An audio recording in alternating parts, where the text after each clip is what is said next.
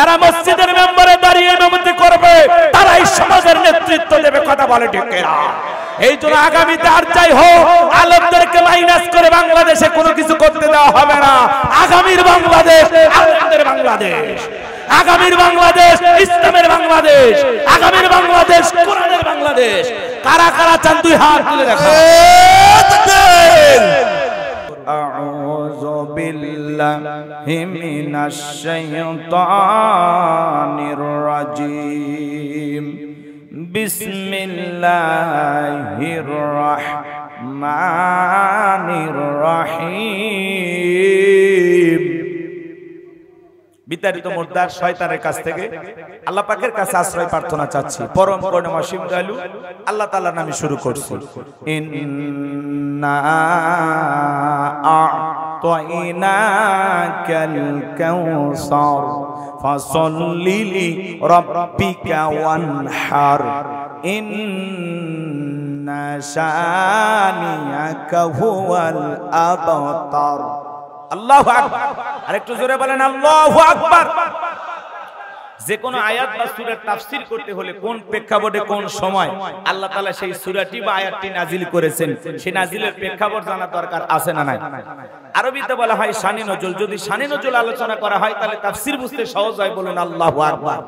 তাহলে সূরা কাউসার আল্লাহ তাআলা তার হাবিবের উপরে কোন প্রেক্ষাপটে কোন সময় নাজিল করেছেন, সেই নাজিলের প্রেক্ষাপটে একটু জানার দরকার আছে না নাই? আমি কি একটু তুলে ধরবো? কষ্ট হবে না তো ইনশাআল্লাহ? সম্মানিত ভাইয়েরা আমার, দিল দিয়ে কথাগুলো বোঝার চেষ্টা করবেন। বিশ্বনবীর প্রিয় সাহাবী হযরতে আনাস রাদিয়াল্লাহু তাআলা আনহু বলেন, নবীজি কাবার হাতিমে হেলান দিয়া বসেন। আমি তাকায় দেখি নবীজির মনটা ভীষণ খারাপ, মুখটা মলিন, চোখের কোনা দিয়া অশ্রু ঝরতেছে। হযরতে আনাস ডেকে বলেন, কিছুটা সময় অতিবাহিত হয়ে যাওয়ার পরে আমি তাকায় দেখি আমার নবীজি মুস্কি মুস্কি হাসতেছেন। বলুন সুবহানাল্লাহ। হযরতে আনাস ডেকে বলেন, নবী গো, এই মাত্র দেখলাম মনটা খারাপ, মুখটা মলিন, চোখের কোনা দিয়া অশ্রু ঝরতেছে, আবার কেনই বা মুস্কি মুস্কি হাসেন? আমার নবী কেন কাঁদেন, কেন হাসেন? এর পেছনেও রহস্য আছে না নাই?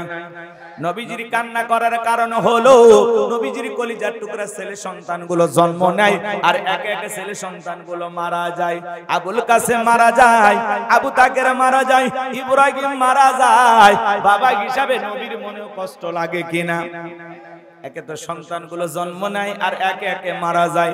নবীজির কাছের চাচা নাম হলো আবু লাহাব। ডেকে বলে, ভাতিজা, তোমার বংশে বাতি জ্বালানোর কেউ থাকলো না, তুমি একটা লেজ কাটা, তুমি একটা নির্বংশধরী কন্যা। উযুবিল্লাহ। যদিও রাসূলের 4টা কন্যা সন্তান জীবিত ছিল, কিন্তু ছেলেগুলো জন্ম নেয় আর একে একে মারা যায়। আর নবীজির কাছের চাচা হইয়া আবু লাহাব সমালোচনা করে। আপনারাই বলুন বাজান, আল্লাহ না করুক আপনার আমার সন্তান যদি মারা যায়, কাছের আত্মীয় স্বজনদের উচিত বিপদের দিনে সান্ত্বনা দেওয়া। বাবা, তুমি সবর করো, ধৈর্য ধারণ করো, জীবন মৃত্যুর মালিক আল্লাহ। আল্লাহ সন্তান দিয়েছে, আল্লাহ নিয়েছে, মন খারাপ করো না। আল্লাহ যদি চায় বছর না ঘুরতে আবারও তোমাদের ঘর আলোকিত করে সন্তান দিতে পারেন তিনি কে? তাহলে কাছের মানুষদের উচিত বিপদের দিনে সান্ত্বনা দেওয়া। কিন্তু নবীর চাচা আবু লাহাব এতটাই খারাপ, সান্ত্বনা দেওয়া দূরের কথা, ডেকে বলে, ভাতিজা, তুমি একটা লেজ কাটা, তুমি একটা নির্বংশ, তুমি একটা হাট করে। এ কথা বলে বিশ্ব নবী মনে মনে আরো কষ্টটা বাড়াইয়া দেয়। একে তো সন্তান হারানোর ব্যথা, অন্যদিকে আপন মানুষদের সমালোচনা। নবীর মনের কষ্ট কমে না, বাড়ে।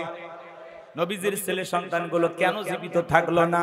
অনেক পয়গাম্বার পৃথিবীর জমিনে এসেছেন, তাদের সন্তান জীবিত ছিল প্রাপ্ত বয়স পর্যন্ত, যৌবন পর্যন্ত, কিন্তু বিশ্ব নবীর একটা ছেলে সন্তানও কেন জীবিত থাকলো না? আল্লাহ তাআলা কেন শিশুকালে উঠিয়ে নিলেন? এর পিছনে কারণ আছে না না? নবীজির ছেলে সন্তানগুলো শিশুকালে বিদায় নেওয়ার পিছনে কারণ আছে 3টি। জোরে বলেন, কয়টি? নবীর উম্মত হিসেবে জানতে মনে চায় না কি সেই 3টি কারণ, কি সেই 3টি রহস্য? কারা কারা শুনতে চান দুই হাত তুলে আল্লাহকে দেখান। লিল্লাহি তাকবীর। আরেকটু জোরে আওয়াজ দেন, লিল্লাহি তাকবীর। হাত নামান ভাইয়েরা আমার। কি সেই তিনটি কারণ যদি আমি বলতে চাই তাহলে 3 নাম্বার আয়াতের আলোচনা করা লাগবে। আমি কি 1 নাম্বার আয়াত বাদ দিয়ে 3 নাম্বারে যাব, নাকি আস্তে আস্তে শুরু করা যাক? ধৈর্য আছে তো ভাই ইনশাআল্লাহ? গভীর মনোযোগ দিয়ে কথাগুলো শুনে যান। এক তো সন্তান হারানোর ব্যথা, অন্যদিকে কাফিরদের সমালোচনা, আবার সাহাবায়ে কিরাম যারা ইসলাম ধর্ম গ্রহণ করে কাফির বেঈমান তাদের উপর নির্যাতন জুলুমের স্টিম রোলার চালায়। হযরতে বেলাল তখনও কালেমা পড়ে মুসলমান হন নাই। নবীজি রাতের বেলায় দারুল আরকামে বসা, হযরতে বেলাল বিশ্ব নবীর দরবারে উপস্থিত হয়ে গেলেন। নবীজির চেহারার দিকে তাকাইয়া বেলাল ডেকে বলেন, নবী গো, আপনার চাইতে সুন্দর মানুষ আমি জীবনে কোনোদিন দেখি না। আপনার আমার নবী কতটা সুন্দর ছিলেন জানেন? আজকে নবীর সম্মান মর্যাদা নিয়ে আলোচনা করলে অনেকে বোঝে না। এক জায়গায় যা ওয়াজ করলাম, ভাই বলেন তো আমাদের নবীর নাম কি? বলে হুজুর আব্দুল কাদের জিলানী। পীর সাহেবের নাম মুখস্থ আছে, কিন্তু কপাল পরে রসুলের নামটাও বলতে পারে না, এমন মুসলমান সমাজে আছে না? আপনার আমার নবীর চেহারা কত সুন্দর ছিলেন জানেন? হযরতে জাবের রাদিয়াল্লাহু তাআলা বলেন, পূর্ণিমা রাত আমি রাসূলের বাড়িতে গিয়েছিলাম, সেদিন দেখেছিলাম চাঁদ উদয় হয়েছে দুইটা, একটা চাঁদ আসমানে আর একটা চাঁদ জমিনে। হযরতে জাবের ডেকে বলেন, আমি একবার আকাশের পূর্ণিমার চাঁদের দিকে তাকাই আর একবার বিশ্ব নবীর চেহারার দিকে তাকাই। হযরতে জাবের বলেন, ওই আকাশের পূর্ণিমার চাঁদের চাইতেও বিশ্ব নবীকে আমার কাছে বেশি সুন্দর মনে আপনার আমার নবী কতটা সুন্দর ছিলেন। আম্মা জান আয়েশা ডেকে বলেন, মিশরের নারীরা ইউসুফ নবীর চেহারার দিকে তাকাইয়া ফল কাটতে আঙ্গুল কেটে ফেলে দিয়েছিল। ওরা যদি একবার আমার বিশ্ব নবীর চেহারার দিকে তাকাইতো, শুধুমাত্র আঙ্গুল নয়, আঙ্গুল কাটতে কাটতে হাত কাটতে কাটতে কখন যে নিজের কলিজা কেটে দুফাক করে দিত, মুহূর্তের জন্য টের পাইতো না। আপনার আমার নবী এতটাই সুন্দর।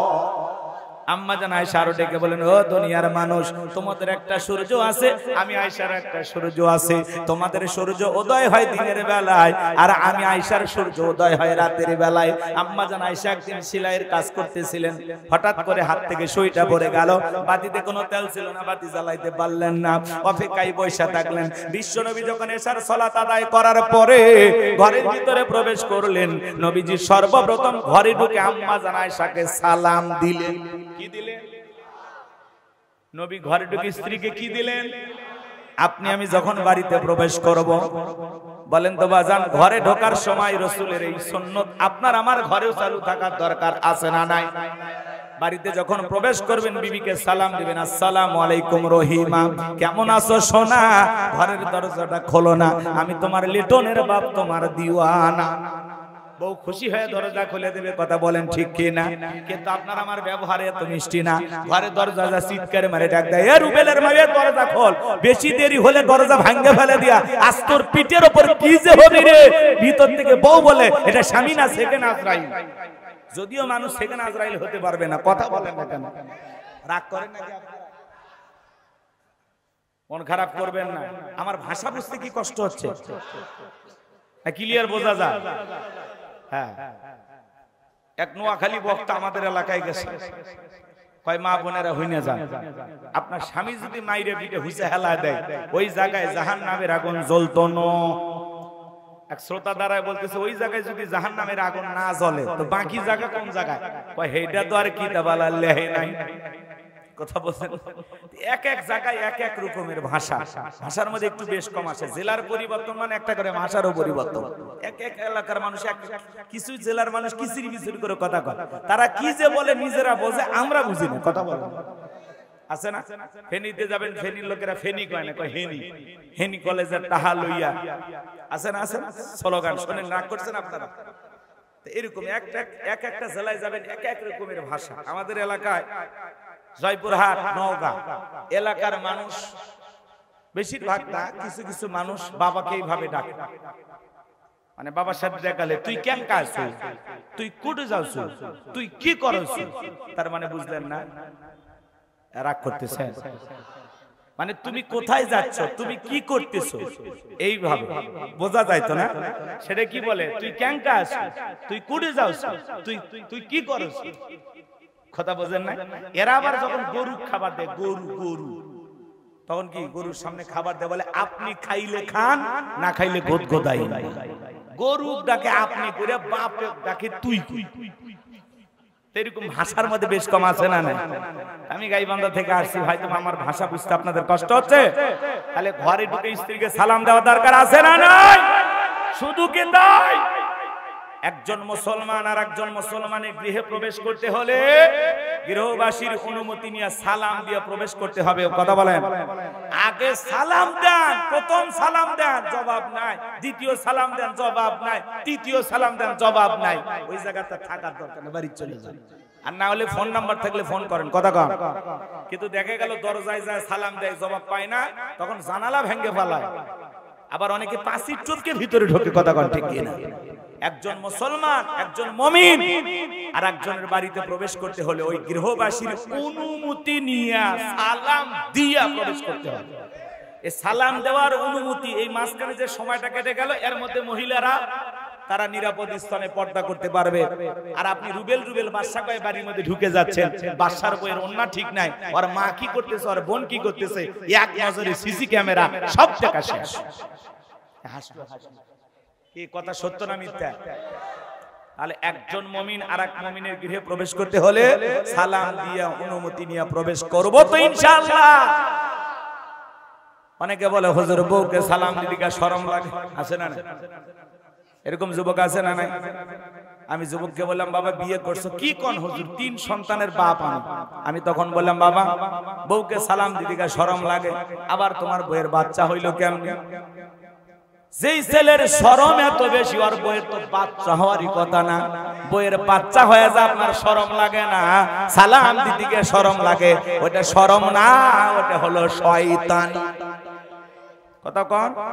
বউ সালাম দিবেন, স্বামী স্ত্রীর মধ্যে সালাম আদান প্রদান হলে আল্লাহর পক্ষ থেকে রহমত নাজিল হয়। আল্লাহু আকবার বলেন। স্বামী স্ত্রীর মধ্যে সালাম আদান প্রদান হবে, তাহলে কি হবে? স্বামী স্ত্রীর মধ্যে শ্রদ্ধা, বিশ্বাস, ভক্তি, ভালোবাসা বেড়ে যাবে, আল্লাহর পক্ষ থেকে রহমত নাজিল হবে। লোকজন যদি না থাকে, বইয়ের হাতটা ধরে মুসাফা করবেন। এ যুবক, কার হাত? বইয়ের হাত, পাশের বাড়ির ভাবির হাত না, ধরলে ঝাঁটা দিয়ে পিটাবি। বইয়ের হাত ধরে মুসাফা করবেন। একেবারে যদি ময়দান ফাঁকা থাকে, কোলাকুলিও সেরে নেবেন। আপনাদের দাম্পত্য জীবনে সুখ আর শান্তি পেতে হলে স্ত্রীর সাথে নম্র এবং ভদ্র আচরণ করা দরকার আছে না? নারী জাতি বুঝতে পারলেই নিয়ামত, না বুঝতে পারলেই কিয়ামত, বাড়ি থাকা হবে না। কথা কন। এজন্য দাম্পত্য জীবনে সুখ আর শান্তি স্লোগান শোনেন না? আপনি কি দাম্পত্য জীবনে অসুখী? যদি অসুখী হয়ে থাকেন, তাহলে রাসূলের 4টে সুন্নাত আমল করা লাগবে। জোরে বলেন, কয়টি সুন্নাত? এই 4টি সুন্নাত যদি আপনারা দাম্পত্য জীবনে আমল করতে পারেন, মৃত্যু পর্যন্ত সম্পর্ক টিকে থাকার গ্যারান্টি। মৃত্যু হবে, বিচ্ছেদ হবে না। কারা কারা এই 4টে সুন্নাত শুনবেন? একটু হাত তুলে দেখান তো, দেখবো আছে। শুনবেন তো ইনশাআল্লাহ? আল্লাহ কবুল করুন। জোরে বলুন আমিন। এখনই যদি আমি আলোচনা শুরু করি, এলোমেলো হয়ে যাবে, একটু ধৈর্য ধরেন। সম্মানিত ভাইয়েরা আমার, গভীর মনোযোগ দিয়ে কথাগুলো শুনে যান। আম্মা জান আয়েশা ডেকে বলেন, নবীজি যখন সালাম দিয়ে ঘরের ভিতরে প্রবেশ করলেন, নবীজির চেহারার আলোতে সুইটা কই পড়ে আছে আমি পরিষ্কার দেখতে পেয়েছি। কেমন নবী পাইছি বাজান? যে নবী হ্যাঁ বললে তামাম পৃথিবীবাসীর জন্য আল্লাহ পাক হালালে পরিণত করে দেয়, যে নবী না বললে তামাম পৃথিবীবাসীর জন্য আল্লাহ পাক হারামে পরিণত করে দেয়, যে নবী জমিনে পথ চললে আসমানের মেঘ এসে ছায়া প্রদান করে, আসমানের চাঁদের দিকে ইশারা করলে চাঁদ 2 টুকরো হয়ে যায়, জমিনে পা তুললে মাওলা পাকের আরশে আজিমে পৌঁছে যায়। কেমন নবী পাইছি? নবীর সম্মান মর্যাদা কত! অনেক কপাল পর আমরা বুঝি না, যে ছাগলের স্তনে দুধ নাই, বিশ্ব নবী হাত লাগায় দিলে দুধে পরিপূর্ণ হয়ে যায়। যে খাবার 2-3 জন মানুষ খাবে, ওই খাবারে যখন রাসূলের হাত লেগে যায়, শত শত মানুষ খাবার খেয়েও যেমন খাবার তেমনি থাকতো। সুবহানাল্লাহ বলেন। কষ্ট হইতেছে আপনারা? নবী যখন ওযু করতেন, নবীজির ওযুর পানি দিয়ে পানিগুলো বের হয়ে গেলে সুগন্ধি বের হইতো। রাসূল যেই পথ দিয়ে হেঁটে যেতেন সেই পথ দিয়ে সুঘ্রাণ পাওয়া যাইতো। রাসূল যখন ঘেমে যেতেন, আম্মা জানেরা নবীজির দিকের ঘামগুলো সুগন্ধি হিসাবে শিশির ভিতরে জমা করে রাখতেন। আর বিশেষ দিনের নবীজির দিকের ঘামগুলো তারা সুগন্ধি হিসাবে ব্যবহার করত। বলুন সুবহানাল্লাহ। পাইলে নিরালাই গো নবী, পাইলে নিরালাই, দুই কদমে চুমু খাবো, দুই কদমে চুমু খাবো, চরণ ধুলি মাগবো গাই। পাইলে নিরালাই গো নবী, পাইলে নিরালাই। জোরে বলেন মারহাবা। সেই নবীর কাছে হযরত বেলাল কথা মনে আছে না নাই? হযরত বেলাল লিখে বলেন, নবী গো আপনি কালেমার দাওয়াত দেন, ইসলামের প্রচার প্রসার করেন, দয়া করে আমারে কালেমা পড়ে মুসলমান বানায় দেন। বিশ্ব নবী হযরত বেলালকে কালেমা পড়া দিলেন। লা ইলাহা ইল্লাল্লাহু মুহাম্মাদুর রাসূলুল্লাহ সাল্লাল্লাহু আলাইহি ওয়াসাল্লাম। হযরত বেলাল কালেমা পড়ে মুসলমান হয়ে গেল। নবী আমার ডেকে বলে, বেলাল ইসলামের অবস্থা কোনো ভালো না, কালেমা পড়ে আপাতত প্রকাশ করা যাবে না। আপনারা বলেন তো বাজান, ইসলামের অবস্থা সব সময় কি ভালো থাকে? আজও তাম পৃথিবীর দিকে তাকায় দেখেন, যেখানে মুসলমান সেখানে নির্যাতন জুলুম আছে না নাই? আজও ফিলিস্তিনি জমিনে মুসলমানের রক্ত নিয়ে খেলা করে জালেমেরা, আজও কাশ্মীরে মুসলমানের রক্ত নিয়ে খেলা করে, চীনের উইঘুরে আজও মুসলমানদেরকে হত্যা করা হয়, ভারতের গরু গোশত খাওয়ার অপরাধে আজও মুসলমানকে ধরে পিটানো হয়। কথা বলেন, কথা বলেন। তাম পৃথিবীর জালেম আর বেঈমানের ঐক্যবদ্ধ হয়েছে ইসলাম আর মুসলমানকে মুছে ফেলবে। বলেন তো বাজান, ওদের ক্ষমতা আছে?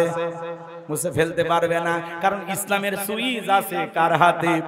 আমার আল্লাহ ডেকে বলেন, ইউরিদুনা লিতুফিউ নূরাল্লাহি বিআফওয়াহিহিম আল্লাহু মুতিম্মু নূরিহি ওয়ালাউ কারিহাল কাফিরুন। সূরা সফ আয়াত নাম্বার 8 আল্লাহ রাব্বুল আলামিন জানিয়ে দিলেন, কাফিররা চাই মুখের ফুৎকারে দিনের আলোকে, ইসলামের আলোকে, কোরআনের আলোকে নিভায়া দিতে। আমার আল্লাহ ডেকে বলেন, আল্লাহু মুতিম্মু নূরিহি, এই জমিনে দিনের আলোকে, কোরআনের আলোকে, ইসলামের আলোকে আমি আল্লাহ রাব্বুল আলামিন প্রতিষ্ঠিত করেই ছাড়ব। যদিও কাফের বেঈমানদের অন্তরে যত ধরনের জ্বালা যন্ত্রণা হোক না কেন, ইসলাম আছে, থাকবে কিয়ামত পর্যন্ত। ওই জালেম বেঈমানরা ষড়যন্ত্র করে ইসলাম বিদায় করতে পারবে না। কথা বলেন ঠিক কি না? যারা ইসলামকে থামাইতে আসবে আল্লাহ ওদের জীবনের সুইচ থামিয়ে দেবে। কথা বলেন না কেন? ইসলামের সাথে আছে কে? মুসলমানের সাথে আছে কে? এই জন্য ভয় পাওয়ার কোনো কারণ। মনোযোগ দিয়ে কথাগুলো শুনে যান বাজান। তাম পৃথিবীর দিকে তাকায় দেখবেন, যারা এই জুলুম করেছে, অত্যাচার করেছে, মুসলমানদের রক্ত নিয়ে খেলা করেছে, আজ পৃথিবীর জমিন আল্লাহ তাদেরকে পরাজিত করেছে। কথা বলেন। বাংলাদেশের দিকে তাকায় দেখলেন না, যারা নিরীহ আলেমদেরকে হত্যা করেছিল, শাপলা চত্বরে আলেমদেরকে হত্যা করেছিল, হাফেজদেরকে বিদায় করেছিল, নিরীহ আলেমদেরকে ফাঁসির মঞ্চে ঝুলিয়েছিল, মিথ্যা মামলা হামলা দিয়া ইমাম মুয়াজ্জিম সহ এদেশের লক্ষ লক্ষ আলেমদেরকে যারা জেলখানায় বন্দী করেছিল, আজকে তারা ক্ষমতার চেয়ার রেখে পালিয়ে গেছে। কথা বলেন ঠিক কি না? কার খেলা, কার ফয়সালা? যেন জুলুম করতে না। নির্বাচনের আগে আলেমদের কাছে এসে দোয়া নেই, যেই হাত তুলে হুজুরেরা মুনাজাত করে দোয়া করে ওই সমস্ত নেতাদের জন্য, ওরা নির্বাচিত হয়ে সেই হাতে হাত করা পরিয়ে জেলখানায় ঢোকায়। কথা বলে ঠিক না? কারণ এরা নেমক হারাম, এরা অকৃতজ্ঞ। এই কথা নির্বাচনের আগে আলেম ওলামা, মসজিদ, ইমাম, মুয়াজ্জিন হুজুর দোয়া করেন, আপনারাই সব, আপনারা সামনে থাকবেন প্লিজ প্লিজ।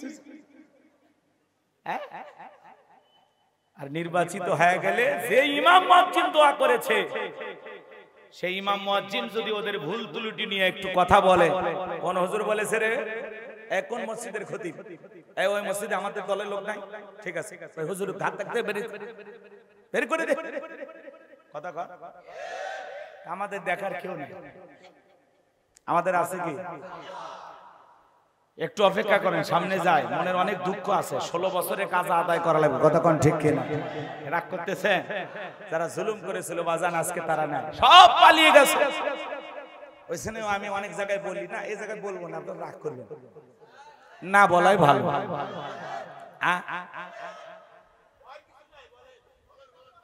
শুনবেন? আচ্ছা শুনবেন, ঠিক আছে, পরে পরে বলছি। আমার ভাইয়েরা মন খারাপ করবেন না, যে কথা বলতে চাচ্ছিলাম বাজান গো আমার, চমৎকার একটা কথা আপনাদের মনে রাখা লাগবে। আর যাই হোক মনে রাখবেন, মেয়ে মানুষের ভিতরে একটু ঝামেলা আছে না না? সংসারের মধ্যে টুকিটাকি ঝামেলা বাজে কিনা? মাঝে মাঝে দেখবেন মেয়েদের এত রাগ, সংসারে ঝগড়া লেগে স্বামী তুলা সার মারি, হাড়ি পাতিল ভাঙিয়ে ফেলে দেয়, সংসার রাইখা বাপের বাড়ি চলে যায়। তাহলে চিন্তা করেন মেয়ে মানুষের রাগ জেদ কম না বেশি? যেই মেয়ে মানুষ এই দেশের 20 কোটি জনগণ রাখা লেগেছে, আগামীতে ওই রকম মহিলাকে আর ক্ষমতার চেয়ারে বসানো যাবে? এজন্য আর যাই হোক, যেই দলেরই হোক, আগামীতে পুরুষ হবে আমাদের দেশের প্রধানমন্ত্রী। যেই দলেরই হোক পুরুষ প্রধানমন্ত্রী। কারা কারা আছেন একটু হাত তুলে দেখান তো, লিল্লাহি তাকবীর। হাত নামা। নারীদের দেখার দিন শেষ, আগামীতে পুরুষের বাংলাদেশ, পুরুষ হবে অভিভাবক। কথা কয় না কেন? যিনি চলে গেছেন উনি মাঝে মাঝে বলে আমি দেশের কাছে এসে শর্ট করে ঢুক বলে আমি দেশের এখনো প্রধানমন্ত্রী। কত কথা বলে, আমরা খালি শুনি আর হাসি হাসি। নিজের মুখে বলেছিল পালাবো না হারাবো না, কই পালিয়েই তো গেল। কথা বলেন। ঈশ্বর চাচাকে বলা হতো স্বৈরাচার শাসক। ঈশ্বর চাচা ক্ষমতার চেয়ার থেকে পদত্যাগ করে জেলে গেছে, দেশ ছাড়েনি বাপের বেটা। দেশ নেত্রী বেগম খালেদা জিয়া অসুস্থ হয়ে দেশে পড়েছিলেন, জেলখানায় গিয়ে বন্দী ছিলেন, এই দেশের মানুষকে ফেলে চলে যায়নি। কথা বলে ঠিক কিনা? বাপের বেটি। আর আপনি চলে গেলেন, হ্যাঁ আপনি নাই। আমাদের কত সমস্যা, দেখার কেউ নাই। কি মাঝে মাঝে পেঁয়াজের দাম বেড়ে গেলে কয় পেঁয়াজ ছাড়া তরকারি খান, গোস্তের দাম বেড়ে গেলে কয় কাঁঠাল কিনে খান, মরিচের দাম বেড়ে গেলে কয় সিদ্ধ করে ফ্রিজে রাখবেন। হাইরে পরামর্শ, এরকম বিজ্ঞানী পৃথিবীর জমিনে আছে কিনা আমি জানি না। কথা কন, কথা কন। উনি আবার মাঝে মাঝে আসতে চায়, নানান ষড়যন্ত্র চলতেছে। আজকেও নিউজ হইতেছে ওনারা ফিরবে। হ্যাঁ, ওই যে ভিপি নূরের সাথে একটা ছেলে থাকে, ওর নাম কি গো? রাশেদ। রাশেদ উনি বলতেছে আওয়ামী লীগ যদি ফিরে আসে কেউ বাঁচতে পারবে না, সবগুলো করে ফেলে দিলে। তাহলে চিন্তা করেন, এরা টেনশনে আছে। আচ্ছা বলে তো যারা পালিয়ে যায় এরা কি আর আসে? এরা আসবে না। এগুলো খামাখা একটা গুজব চলতেছে, অত সহজ না। এদেশের মানুষ এখনো ঘুমায়নি। কথা বলে ঠিক কিনা? আর উনি যদি আসে, আসুক। এই দেশ ওনার বাবা, এই দেশ ওনার স্বামী, আসলে সমস্যা কি? একটা বিধবা নারী কতদিন বাইরে থাকবে? এদেশে আসুক, সমস্যা আছে? বুবু আইবা, তুমি আইবা গো, সেই দিন আইসা বুবু ক্ষমতা পাইবা না। খোঁজ নাই বুবু কাদের কাকার, অবস্থা খারাপ করবে যে বাবার। হাউ নাঙ্কেল এখন সামনেও আসে না। নেতা কর্মী সব জেলের ভিতর, আমি আসি ডরের ওপর, কখন জানি আসে গ্রেফতারি পরোয়ানা। বুবু আইবা, তুমি আইবা গো, সেই দিন আইসা বুবু চেয়ার পাইবা না। ক্ষমতার চেয়ার থেকে নামা সহজ, কিন্তু ওই চেয়ারে ওঠা কঠিন। আচ্ছা ইউনূস সাহেব কিছুদিন চেয়ার ধরে রাখছে, তাই কতজন ধাক্কা মারতেছে, টলমল করতেছে চেয়ার। কথা কন না কে আপনারা? রাগ করবেন না ভাইয়েরা আমার, মন খারাপ করবেন না। আমি যে কথা বলতে চাচ্ছিলাম, এজন্য মনে রাখবেন, যারা জুলুম করবে, ইমাম মুয়াজ্জিম আলেমদেরকে হত্যা করবে, মুসলমানের রক্ত নিয়ে খেলা করবে, ওই জালেমেরা 2 দিন আগে হোক পরে হোক, ওরা অবশ্যই পরাজিত হবে। কথা বলেন ঠিক কিনা? নবী আমার দেখে বলে, বেলাল ইসলামের অবস্থা ভালো না, কালেমা পড়েছো, আপাতত প্রকাশ করা যাবে না। বেলাল দেখে বলে, নবী গো, আমার জীবনে কোনো দাম নাই। আমার মনে বোমাইকে বলেছিলাম উট দুম্বা ছাগল পেশাব পায়খানা করে দেয়, করে থাকতাম, আমার বড় কষ্ট হয়। ওমায় ডেকে বলে, বেলাল উট দুম্বা ছাগলের দাম আমার কাছে আছে, কিন্তু তোর মতো কালো হাফসি বেলালের দাম আমার কাছে নাই। ও নবী, আমার জীবনের কোনো দাম নাই, আপনি শুধু আমাকে দোয়া করে দেন, যেন আমি কালেমার পথে টিকে থাকতে পারি। এই কথা বলে ভাইরা আমার হযরতে বেলাল চলে গেলেন। পরের দিন সকালবেলা সূর্য উদয় হয়ে গেছে, অনেকটা বেলা হয়ে গেছে। হযরতে বেলাল দরজা খোলে না। অন্য চাকর যারা আছে নালিশ নিয়ে চলে গেছে ওমায়ের কাছে, যা বলে, নেতা এখন পর্যন্ত বেলাল দরজা খোলে নাই, তাই নাকি? বলে হ্যাঁ, ঠিক আছে চলো যাই। একবার দরজায় ডাক দেয়, বেলাল দরজা খোল। হযরতে বেলাল দরজা খোলে না, জোরে করে ধাক্কা মারছে যখন, এই এইবার দরজা খুলে গেছে তখন উমাইয়া তাকায় দেখে সেই রাত্রিতে হযরতে বেলাল কালেমা পড়ে মুসলমান হয়েছে। ওই রাত্রিতে একটা উট দুম্বা ছাগলের কাছে কোনো পেশাব পায়খানা নাই, জোরে বলেন মারহাবা। এইবার উমাইয়া ডেকে বলে চাকরের দল বেলালের বিরুদ্ধে মিথ্যা অভিযোগ দাও। তোমরা যখন ঘুমাচ্ছিলে বেলাল তখন ময়লা আবর্জনা পরিষ্কার করেছে, তাকায়া দেখো না একটা উট দুম্বা ছাগলের কাছে কোনো পেশাব পায়খানা নাই, যাও নিজেদের কাজ করো। এই কথা বলে ওদেরকে দাঁড়িয়ে দিলেন। এক পা দুপা করে হযরতে বেলালের কাছে চলে গেলেন। হযরতে বেলাল দেয়ালে পিঠটা লাগাইয়া জিহ্বা নাড়ায়া জিকির করে। বেলালের কাছে যা হালকা করে ধাক্কা মারছে, যখন জবান দিয়ে কালেমার আওয়াজ বের হয়েছে তখন এইবার উমাইয়া আওয়াজ শোনার পরে ডেকে বলে বেলাল রে তোর জবান দিয়ে কি শুনলাম, তুমি কি মুসলমান হয়েছো? হযরতে বেলাল ডেকে বলে মুসলমান হবে যারা মিথ্যা কথা বলতে পারে না তারা। ওয়াকুলু কওলান সাদীদা, মুসলমানেরা হবে সত্যবাদী কথা বলে, ঠিক কি না? মুসলমানেরা কখনো মিথ্যাবাদী হতে পারে? আমাদের সমাজে মিথ্যাবাদী আছে না নাই? ভরা পেটে মিথ্যা, খালি পেটে মিথ্যা, ঘুমানোর আগেও মিথ্যা, ঘুম থেকে উঠেও মিথ্যা। মিথ্যা বলতে বলতে চেহারা বেঁকা হয়ে গেছে, এক পা কবরে ঢুকে গেছে। এত মিথ্যা কথা বলে শয়তান পর্যন্ত বলে আমি এত খারাপ। এতই মিথ্যাবাদী, এতই মিথ্যাবাদী। ঠিক আছে, অলিতে গলিতে মিথ্যাবাদী। মিথ্যা কথা বলা যাবে না বাজান, কথা কয় না? মিথ্যা বলা যাবে? মিথ্যা বলা জায়েজ আছে না হারাম? তো মাথায় রাখবে। এত মিথ্যা কথা কেন বল? আমার ভাইয়েরা দিল দিয়ে কথাগুলো বোঝার চেষ্টা করবেন। এইবার উমাইয়া ডেকে বেলাল কি বলতে চাস? হযরতে বেলাল ডেকে বলে আমি বিশ্বনবীর হাতে হাত রেখে কালেমা পড়ে মুসলমান হয়েছি। এই কথা শোনার পরে উমাইয়া ডেকে বলে বেলাল তোরে উত্তম বা ছাগলের মালিক বানায় দেব, থাকার জন্য ভালো ঘরের ব্যবস্থা করে দেব। হযরতে বেলাল ডেকে বলে উমাইয়া দুনিয়ার কোন পার্থিব সম্পদের বিনিময়ে বেলাল তার ঈমান বিক্রি করবে না। আল্লাহু আকবার। এই কথা শোনার পরে উমাইয়া ডেকে বলে আমার কথা না শুনলে বড় নেতা আবু জেহেলকে খবর দেব। হযরতে বেলাল ডেকে বলে কোন বড় নেতা ছোট নেতা কোন কাউকে কোন টাইম নাই, আমি দুনিয়ার কোন আবু জেহেলকে ভয় করি না, আমি ভয় করি আমার আল্লাহকে। এই বাহার দৌড়ে চলে গেল, যা বলে আবু জেহেলের কাছে যা বলে নেতা সংবাদ খুব খারাপ, আমার বাড়ি কি তো দাঁড় বেলাল কালেমা পড়ে মুসলমান হয়েছে তাই নাকি? বলে হ্যাঁ ঠিক আছে যাও আমি আসতেছি। আবু জেহেল কিছু সাঙ্গ পাঙ্গ ক্যাডার মাস্তান ছিল যাদের কাজই হলো মুসলমানদের উপর নির্যাতন জুলুম চালানো। আজও তাম পৃথিবীর জমিনে তাকায় দেখবেন জালেমদের বিশেষ একটা বাহিনী থাকে যাদের কাজই হলো টুপিওয়ালা দাড়িওয়ালা ইমানদার মুসলমানদেরকে টার্গেট করে করে বিদায় করা। আবু জেহেলের একটা সাঙ্গ পাঙ্গ ক্যাডার মাস্তান ছিল। এই আবু জেহেল কত খারাপ জানেন? হযরতে আম্মার রাদিয়াল্লাহু তাআলা তার মা সুমাইয়া এখানে হেঁটে যাচ্ছে। এইবার আবু জেহেলের সাথে সাক্ষাৎ হয়েছে। আবু জেহেল ডেকে বলে আম্মার শুনলাম তোমরা নাকি মুসলমান হয়েছো। আম্মা রাদিয়াল্লাহু তাআলা ডেকে বলেন হ্যাঁ আমরা মুসলমান হয়েছি। বলে তোদের সাহস কম না, তুমি জানো না কি হতে পারে মুসলমান হলে? বলে আবু জেহেল ভয় দেখায় লাভ না।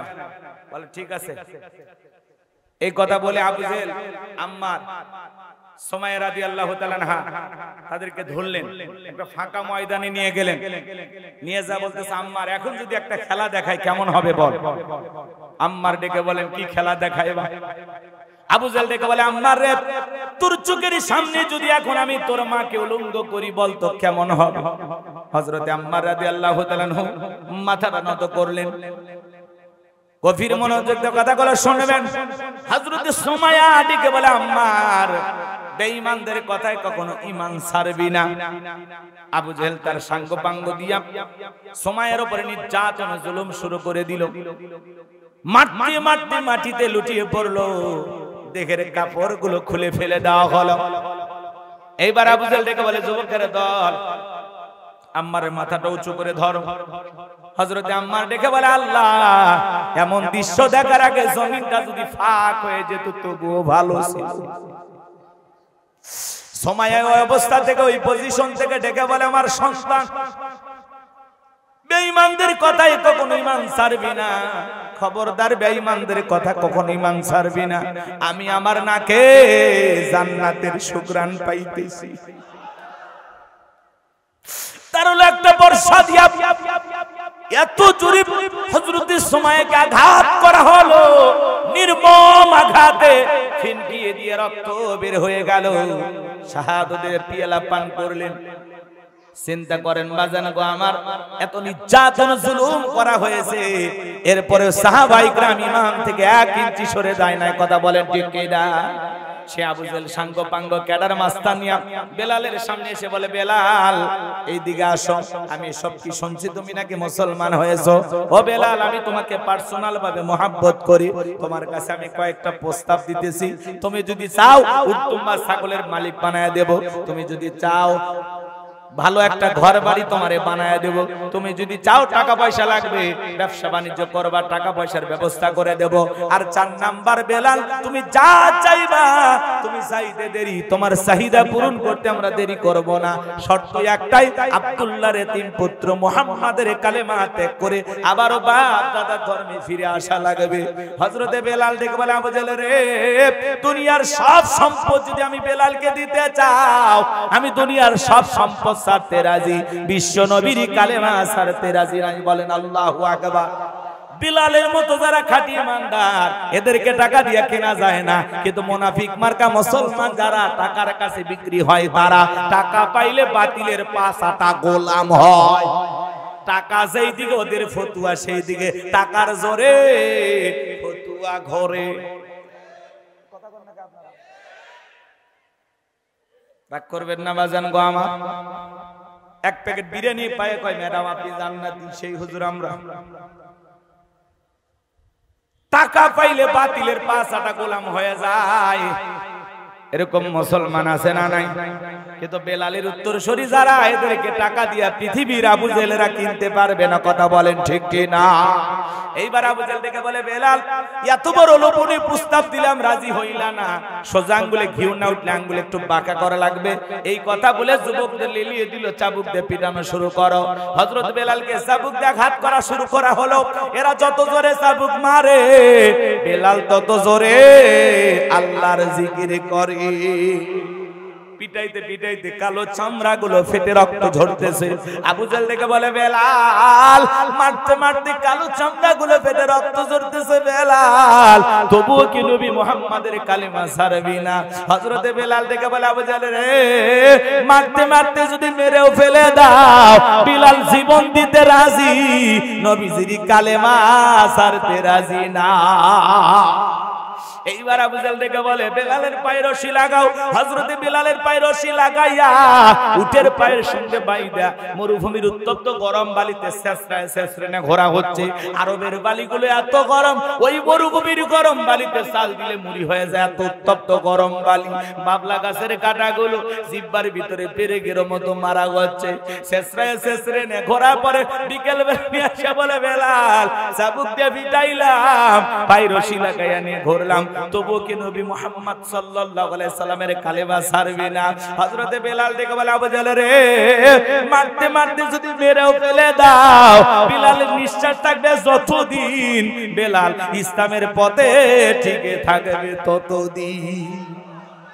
এইবার আবু জেল দেখে বলে, এ যুবকের দল, বড় একটা পাথর নিয়ে এসে বেলালের বুকের উপরে চাপায়া দাও।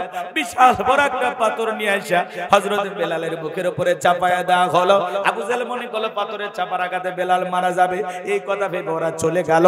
বুকের উপরে বিশাল বড় পাথর, রক্তাক্ত জিহ্বা, তবু ওই জিহ্বা নাড়ায়া বেলাল জিকির করে। কার? আপনাকে আমাকে জিকির করার জন্য কেউ মারে না, ধমক দেয় না, পেটে না, তবু আমরা কপাল পরে আল্লাহর জিকির করি না। হাদিস শরীফের ভিতরে আসছে বাজান, যার জিহ্বাটা আল্লাহর জিকিরে তরুতাজা থাকে, আল্লাহর জিকিরে ভিজা থাকে, ওই জিহ্বাওয়ালা মানুষ কোনোদিন জাহান্নামের আগুনে জ্বলবে না। ফাযকুরুনি আযকুরুকুম ওয়াশকুরুলি ওয়ালা তাকফুরুন। তোমরা আমারে স্মরণ করো, আমি আল্লাহ তোমাদেরকে স্মরণ করব। কৃতজ্ঞতা প্রকাশ করো, অকৃতজ্ঞ হয় না। হাঁটতে হাঁটতে জিকির করা যায়, মাঠে কাজ করতে করতে জিকির করা যায়, দোকানদারি করতে করতে জিকির করা যায়, রিকশা ভ্যান চালাতে চালাতে জিকির করা যায়, অফিস আদালতে বৈশা বৈশাও জিকির করা যায়। জিকির করার জন্য আলাদা সময় লাগবে না, সব সময় জবানে জিকির চালু রাখতে হবে। কার?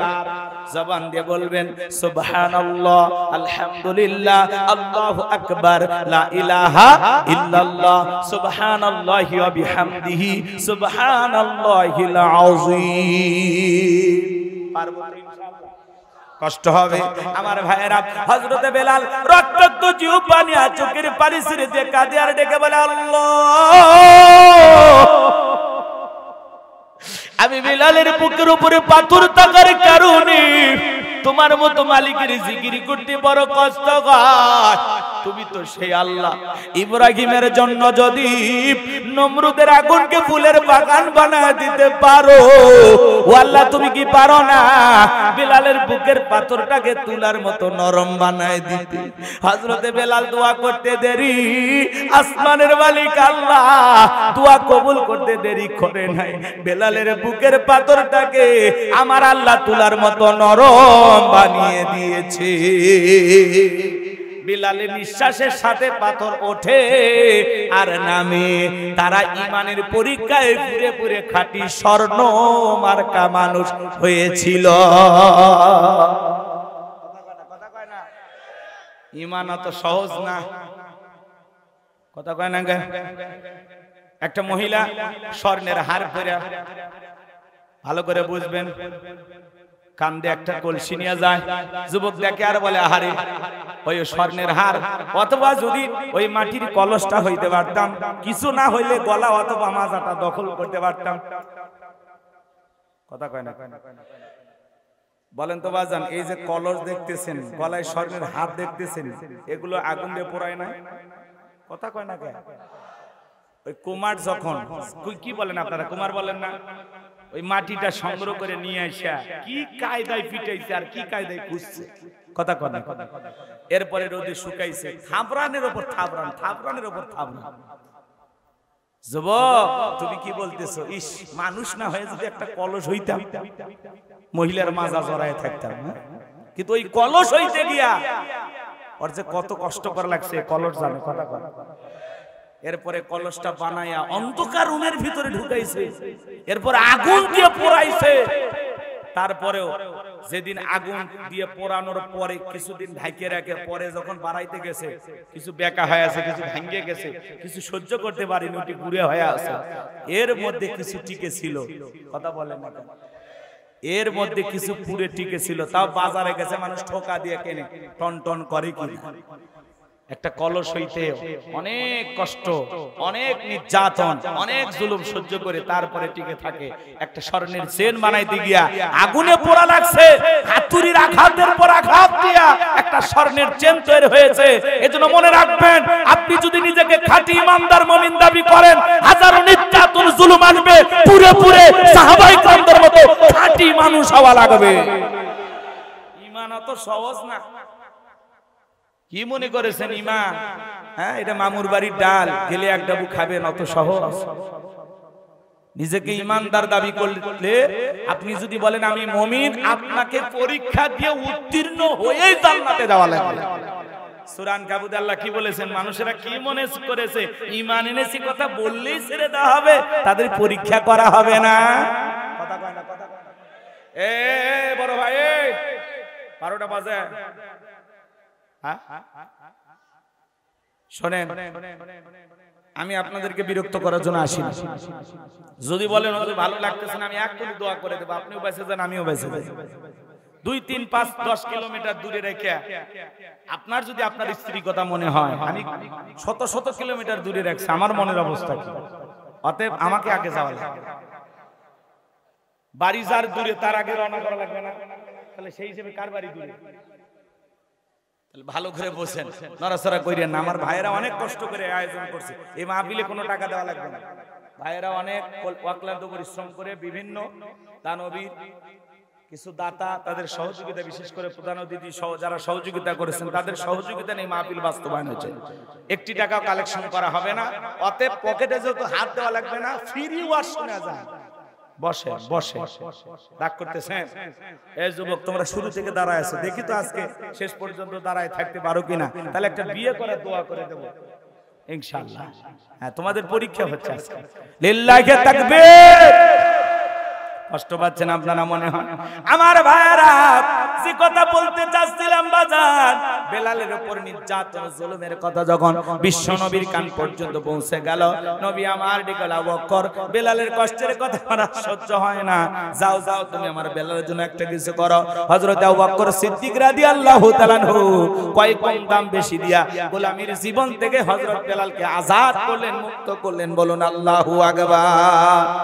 এই যখন ইসলামের অবস্থা ভালো করে বোঝার চেষ্টা করবেন, একদিকে সন্তান হারানোর ব্যথা, অন্যদিকে সাহাবায়ে কিরামদের উপর নির্যাতন জুলুম চলতেছে। এই জন্য নবীজির মনটা ভীষণ খারাপ। নবীর যখন মন খারাপ, নবীকে সান্ত্বনা দেওয়ার দায়িত্ব কার? আমার আল্লাহ ডেকে বলে, জিবরাইল, আমার বন্ধুর মা নাই, বাবা নাই, আমি ছাড়া আমার বন্ধুর কেউ নাই। এ জিবরাইল, আমার বন্ধুর মনটা হয়েছে ভারী, আমি আল্লাহ সইতে নাই পারি। লাহু মাহফুজ থেকে সূরা কাউসার নিয়ে যায় আমার বন্ধুর উপরে নাজিল কর তাড়াতাড়ি। বলুন আল্লাহু আকবার। নবী আমার ডেকে বলে, আনাস, আমার মনটা কেন খারাপ তোমরা জানো কি? তোমার মুস্কি হাসি দেওয়ার কারণ হলো এই মাত্র আসমান থেকে জিবরাইল এসে আমার উপরে সূরা কাউসার নাজিল করলো। নবী তখন হাসতে হাসতে সাহাবায়ে কিরামদের সামনে তিলাওয়াত করে শুনিয়ে দিলেন। জবান ছেড়ে সবাই আমার সঙ্গে পড়ুন, ইন্না আ'তাইনাকাল কাউসার ফাসাল্লি লিরাব্বিকা ওয়ানহার ইন্না শানিয়াকা হুয়াল আবতার। আল্লাহু আকবার। কষ্ট হচ্ছে আপনাদের? আমার আল্লাহ রাব্বুল আলামিন জানিয়ে দিলেন, ইন্না আ'তাইনাকাল কাউসার, অবশ্যই আমি আল্লাহ পাক আপনাকে হাউজে কাউসার দান করেছি। এই পৃথিবীর অন্য কোন নবী রাসূলকে আল্লাহ পাক হাউজে কাউসার দান করেন নাই। আপনার আমার নবীকে আল্লাহ তাআলা হাউজে কাউসার গিফট করেছেন, হাউজে কাউসার দান করেছেন। বলুন সুবহানাল্লাহ। ইন্না আ'তাইনাকাল কাউসার, নিশ্চয়ই আমি আল্লাহ পাক আপনাকে হাউজে কাউসার দান করেছি। হাউজে কাউসারের পানি দুধের মতো সাদা, মধুর চাইতে মিষ্টি, পানির মতো ক্লিয়ার। ওই কঠিন কিয়ামতের ময়দানে যেদিন বিচার দিবস কায়েম হয়ে যাবে বাজার, ওই বিচার দিবসের একদিন হবে 50,000 বছরের সমান। যেদিন সূর্য সহাত মাথার উপরে চলে আসবে, সূর্যের তাপে মানুষের জিহ্বাগুলো নাভি পর্যন্ত চলে আসবে, মাথার মগজগুলো টকবক টকবক করে গলবে। ওই কঠিন কিয়ামতের ময়দানে যেদিন পাহাড় পর্বত নদী নালা খাল বিল বিল্ডিং ইমারত কোনো কিছু থাকবে না, কুল্লু মান আলাইহা ফান, এই পৃথিবীর জমিনের সবকিছু আল্লাহ তাআলা ধ্বংস করে দেবেন। ওই কঠিন কিয়ামতের ময়দানে যেদিন মা তার সন্তানের পরিচয় দেবে না, ভাই ভাইয়ের কাছ থেকে পালিয়ে যাবে, স্বামী স্ত্রীর কাছ থেকে পালিয়ে যাবে। ওই কঠিন কিয়ামতের ময়দানে আল্লাহর আরশের ছায়া ছাড়ার কোনো ছায়া থাকবে না। ওই ছায়ার ভিতরে আল্লাহ পাক তার স্পেশাল শাস্তিরুনির ব্যক্তিকে ছায়া দান করবেন। বলুন সুবহানাল্লাহ। সেদিন মানুষ দলে দলে পানি পানি বলে চিৎকার মারবে, আর বিশ্ব নবীর দিকে রওনা করবেন। আমার ভাইয়েরা, সেই সময় আল্লাহ রাব্বুল আলামিন কিছু মানুষের চোখের সামনে পর্দার আবরণ তৈরি করে দেবেন। আমার নবী তখন দেখে বলবেন, আল্লাহ, সংখ্যায় আমি আমার অনেক উম্মতকে দেখতে পাইলাম, কেন জানি সংখ্যাটা কমে গেল, আমি বুঝতে পারলাম না। আমার আল্লাহ ডেকে বলে, বন্ধু, পাইকারি দরে আপনি সবাইকে হাউজে কাউসারে পানি পান করাইতে পারবেন না। দুনিয়ার জীবনে দুইটি অপরাধ করেছিল যারা, আজকে আপনার হাতে হাউজে কাউসারের পানি পাবে না তারা। জোরে বলেন, কয়টি অপরাধ? সে দুইটি অপরাধ আপনার আমার ভিতরে থাকতে পারে কিনা একটু জানা দরকার আছে না নাই? কয়টি অপরাধ? দুইটি অপরাধ করবে যারা, হাউজে কাউসারের পানি পাবে না তারা। ওই কঠিন কিয়ামতের ময়দানে গভীর মনোযোগ দিয়ে শুনে যান বাজান, হযরত আবু বকর পিয়ালাগুলো ভরায়া দিবেন, মাঝখানে দাঁড়িয়ে থাকবেন হযরত ওমর বিশ্ব নবীর হাতে দিবেন, আর নবীজি তার আদরের উম্মতদেরকে খুঁজে খুঁজে হাউজে কাউসারের পানি পান করায়া দিবেন। ওই কিয়ামতের ময়দানে যদি নবীজির হাতে এক পেলা হাউজে কাউসারের পানি পান করতে পারেন, জান্নাতে ঢোকা পর্যন্ত আপনার আর তৃষ্ণা লাগবে না, তৃষ্ণা মিটে যাবে। বলুন সুবহানাল্লাহ। ও মানিকগঞ্জের মুসলমানেরা, কারা কারা নবীজির হাতে কিয়ামতের ময়দানে হাউজে কাউসারের পানি পান করতে চান? দুইটা হাত তুলে আল্লাহকে দেখান। আল্লাহ আমাদের সবাইকে কিয়ামতের ময়দানে নবীজির হাতে হাউজে কাউসারের পানি পান করার তৌফিক দান করুন। জোরে বলুন আমিন। আর একটু জোরে বলুন আমিন। আরো একবার বলুন আমিন। হাত নামান। হাউজে কাউসারের পানি চাইলেই কি পাওয়া যাবে? কথা বলেন। আমি আপনাদের এলাকায় আসলাম, একটা ছেলের হাতে কিছু চকলেট দিলাম, দিয়ে বললাম ভাতিজা আমার জন্য এক বাদা পানি নিয়ে আসো, একটু ওযু বানাবো। ওই ছেলেটা চকলেট পাইয়া মারছে দৌড়, মাঝখানে আচার খাইয়া পড়ে গেছে, হাঁটু ছিলে গেছে, রক্ত বের হয়ে গেছে। এরপরে দাঁড়াইয়া বদনা ভরে পানি নিয়ে আমার সামনে হাজির। আমি তখন বললাম ভাতিজা এই পানি টান দিকে তোমার কষ্ট হয়েছে, মাঝখানে পড়ে গেছো, আচার খাইছো, ব্যথা পাইছো, হাঁটু ছিলে গেছে, রক্ত মনে হয় বের হয়েছে। ওই চকলেট থাকার কারণে ছেলেটা বলতেছে আমি এরকম কত পড়ে যাই, আমার কিছুই হয় না। চকলেটের খুশির কারণে ব্যথাকে ব্যথা মনে হইতেছে না। কিয়ামতের ময়দানে নবীজির হাতে এক পেয়ালা হাউজে কাউসারের পানি নসিবে তকদিরে ভাগ্যে যদি জুটে যায়, আর আল্লাহর আরশের নিচে ওই ভিআইপি গ্যালারিতে যদি একটু জায়গা হয়, কিয়ামতের কঠিন দিন আপনার কাছে কঠিন মনে হবে না, আল্লাহ সহজ করে দেবে। কিন্তু ওই হাউজে কাউসারের পানি চাইলেই কি পাওয়া যাবে? অতই সহজ কাজ করা লাগবে। ঠান্ডা পানিতে ওযু বানায় সালাত আদায় করা লাগবে। হঠাৎ করে কেউ যদি নামাজ ধরে, নতুন মুসল্লি, পুরাতন মুসল্লি, এই নতুন মুসল্লিকে দেখে ঠাট্টা বিদ্রুপ করে, হাসি তামাশা করে, সূর্য কোন দিক উঠছে, লয়া লয়া মুসল্লি দেখতেছি। কথা বল। উত্তরপাড়া বাদশা মসজিদে আসছে, নামাজ পড়বি না 2 দিন পরে আবার ছাইরে দিবি, এরকম বলে কি? ওই মুরব্বি চাচাদেরকে বলতেছে মুরব্বি চাচা সাবধান সাবধান, দাওয়াত দিয়ে তো 5 জনকে মসজিদে আনতে পারেন না, 10 জনকে মসজিদে আনতে পারেন না। হঠাৎ করে একজন নামাজ ধরেছে, তার নিয়ে কেন হাসি তামাশা করতেছেন, ঠাট্টা বিদ্রুপ করতেছেন? পারলে তার জন্য দোয়া করেন যে ভাতিজা তুমি মসজিদে আসছো, দেখে দিলটা ভইরা গেছে, আল্লাহর কাছে দোয়া করি আল্লাহ যেন মৃত্যু পর্যন্ত তোমাকে এসে মসজিদে জামাতের সহিত নামাজ আদায় করা তৌফিক দান করেন। দোয়া করে ভালোবেসে বুকে টেনে নেন, ঘৃণা ছড়ানো যাবে না। পারলে আসরে নামাজ পড়ে বলেন বাবা চলো তো তোমার 1 কাপ চা খাওয়াই তো আমি আজকে, চলো তালেপুর বাজারে যাই 1 কাপ চা খাওয়া, চা খাওয়াবো, ভালোবেসে বুকে টানবেন। কথা কয় না, কথা কয় না। রাগ করেন নাকি আপনারা? বিরক্ত হবেন না আমার কথায়, মন খারাপ করবেন না। যুবক বয়সে একটু দাড়ি রাখছে, উনি সমালোচনা করে, এই বয়সে দাড়ি রাখি, দাড়ি রেখে বউ নিয়ে ঘুরতে গেছে, ভাই ভাবি আসসালামু আলাইকুম, সাথে চাচার খবর কি? বউ বাড়িতে এসে রাগ করে, তোমার সাথে বাইরে যাওয়া যায় না, আমার ডাকে ভাবি আর তোমার ডাকে চাচা। যেই বউ নবীর সুন্নত দাড়িকে মহব্বত করে না, এই বউ আপনাকে 100% ভালোবাসা দিতে পারবে না। কথা বলে ঠিক কি না? এই দাড়ি এটা হলো পুরুষের সৌন্দর্য। কথা বলে এই পৃথিবীর সকল নবীদের মুখে দাড়ি ছিল, আল্লাহু আকবার বলেন। এটা কার সুন্নত? রাসূলের সুন্নত। কথা বলে ঠিক কি না? দাড়ি রাখলে পুরুষকে পুরুষের মতো লাগে, আর দাড়ি ছাড়া পুরুষকে, মহিলারও দাড়ি নেই, পুরুষেরও দাড়ি নেই। এ কথা কয়, দাড়ি ছাড়া পুরুষকে পুরুষের মতো লাগে, লাগে। আমি অনেক জায়গায় বলি, আপনাদের এখানে বলবো, রাগ করতেছেন নাকি আমার কথা? আপনি মনে করেন এখান থেকে চট্টগ্রাম রওনা করছেন একটা বাসে, আল্লাহ না করুক কত মানুষ বাস দুর্ঘটনায় মারা যায়, মুখে দাড়িও নাই, মাথায় টুপিও নাই, আপনি মারা গেছেন, আপনি তো আর কিছু বলতে পারতেছেন? বলতে পারতেছেন যে ভাই আমি মুসলমান না হিন্দু? বলতে পারবেন? আপনি তো মারাই গেছেন।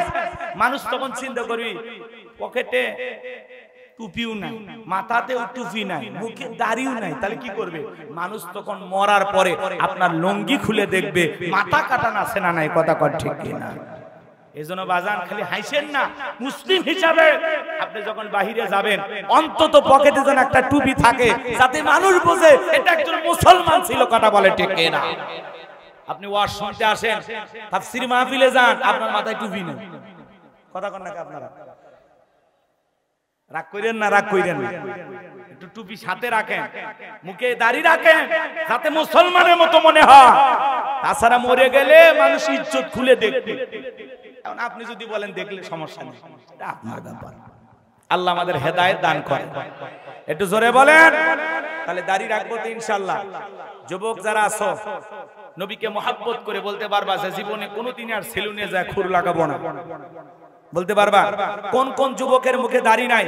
আজকের মাহফিল হাত তুলে ওয়াদা দাও যে হুজুর কথা দিলাম আল্লাহ যতদিন হায়াতের জিন্দেগিতে জীবিত রাখবে ইনশাআল্লাহ আমি আর কোনোদিন দাড়ি কাটবো না। কোন কোন যুবক হাত তোলো তো, সোনার টুকরা যুবক ভাই আমার।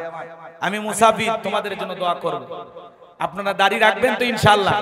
দাড়ি রাখবেন তো ইনশাআল্লাহ? আল্লাহ কবুল করুন। জোরে বলুন আমিন। খারাপ লাগতেছে নাকি বাজান গো আমার? ভালো করে বোঝার চেষ্টা করবেন। তাহলে যেমন তেমন কাজ করলে হাউজে কাউসারের পানি পাওয়া যাবে না। হাউজে কাউসারের পানি পান করতে গেলে কাজ করতে হবে দুইটি। জোরে বলেন কয়টি? আর জোরে জোর হলো না। এ উঠাই যাবে। মিছিল করার অভ্যাস করেন। 16 বছর মিছিল করতে পারেননি, সামনে মিছিল করা লাগবে। রাগ করতেছেন মনে হয়? হাউজে কাউসারে পানি পান করতে গেলে কাজ করতে হবে দুইটি। আল্লাহ তাআলা সেটা 2 নাম্বার আয়াতে জানিয়ে দিলেন। জবান ছেড়ে সবাই আমার সঙ্গে তেলাওয়াত করুন। ফাসাল্লিলি রাব্বিকা ওয়ানহার। বলেন বলেন, ফাসাল্লিলি রাব্বিকা ওয়ানহার, ফাসাল্লিলি রাব্বিকা ওয়ানহার। 1 নাম্বার হলো ফাসাল্লিলি রাব্বিকা, রবের উদ্দেশ্যে সালাত নামাজ হবে একমাত্র কার জন্য? কুলিন্না সালাতি ওয়া নুসুকি ওয়া মাহইয়ায়া ওয়া মামাতি লিল্লাহি রাব্বিল আলামিন। সূরা আনআম আয়াত নাম্বার 162। আল্লাহ রাব্বুল আলামিন জানিয়ে দিলেন, নবীজি আপনি বলুন, আমার নামাজ, আমার কুরবানি, আমার জীবন, আমার মরণ লিল্লাহি রাব্বিল আলামিন, আসমান জমিনের প্রতিপালকের জন্য। মুমিন জীবনের সব ইবাদত হবে কার জন্য? আমার জীবন, আমার মরণ, আমার বন্দেগী কবুল করো ইয়া ইলাহি, আমার জিন্দেগি, আমার জীবন, আমার মরণ, আমার বন্দেগী। জোরে বলেন মারহাবা। তাহলে ফাসাল্লি রাব্বিকা, রবের উদ্দেশ্যে সালাত নামাজ হবে কার জন্য? কদাফুল মুমিনুন আল্লাযীনা হুম ফি সালাতিহিম খাশিউন। অবশ্যই মুমিনরা সফল যারা নিজেদের সালাত বিনয়ের সহিত, নম্রতার সহিত আল্লাহর ভয় নিয়ে আদায় করায়। তাহলে সালাত হবে কার জন্য? আল্লাহ রাব্বুল আলামিন বলেন, ফালিয়াবুদু রাব্ব হাযাল বাইত আল্লাযী আত'আমাহুম মিন জু' ওয়া আমানাহুম মিন খাউফ। আমার আল্লাহ রাব্বুল আলামিন ডেকে বলেন, এই ঘরের মালিকের ইবাদত করো। ইবাদত যদি ইবাদতের মতো হয়, বান্দা নামাজ যদি নামাজের মতো হয়, ভালো করে বোঝার চেষ্টা করবেন।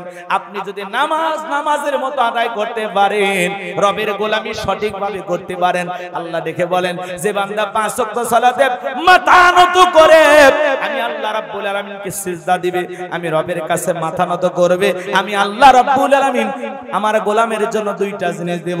1 নাম্বার হলো আল্লাযী আত'আমাহুম মিন জু'।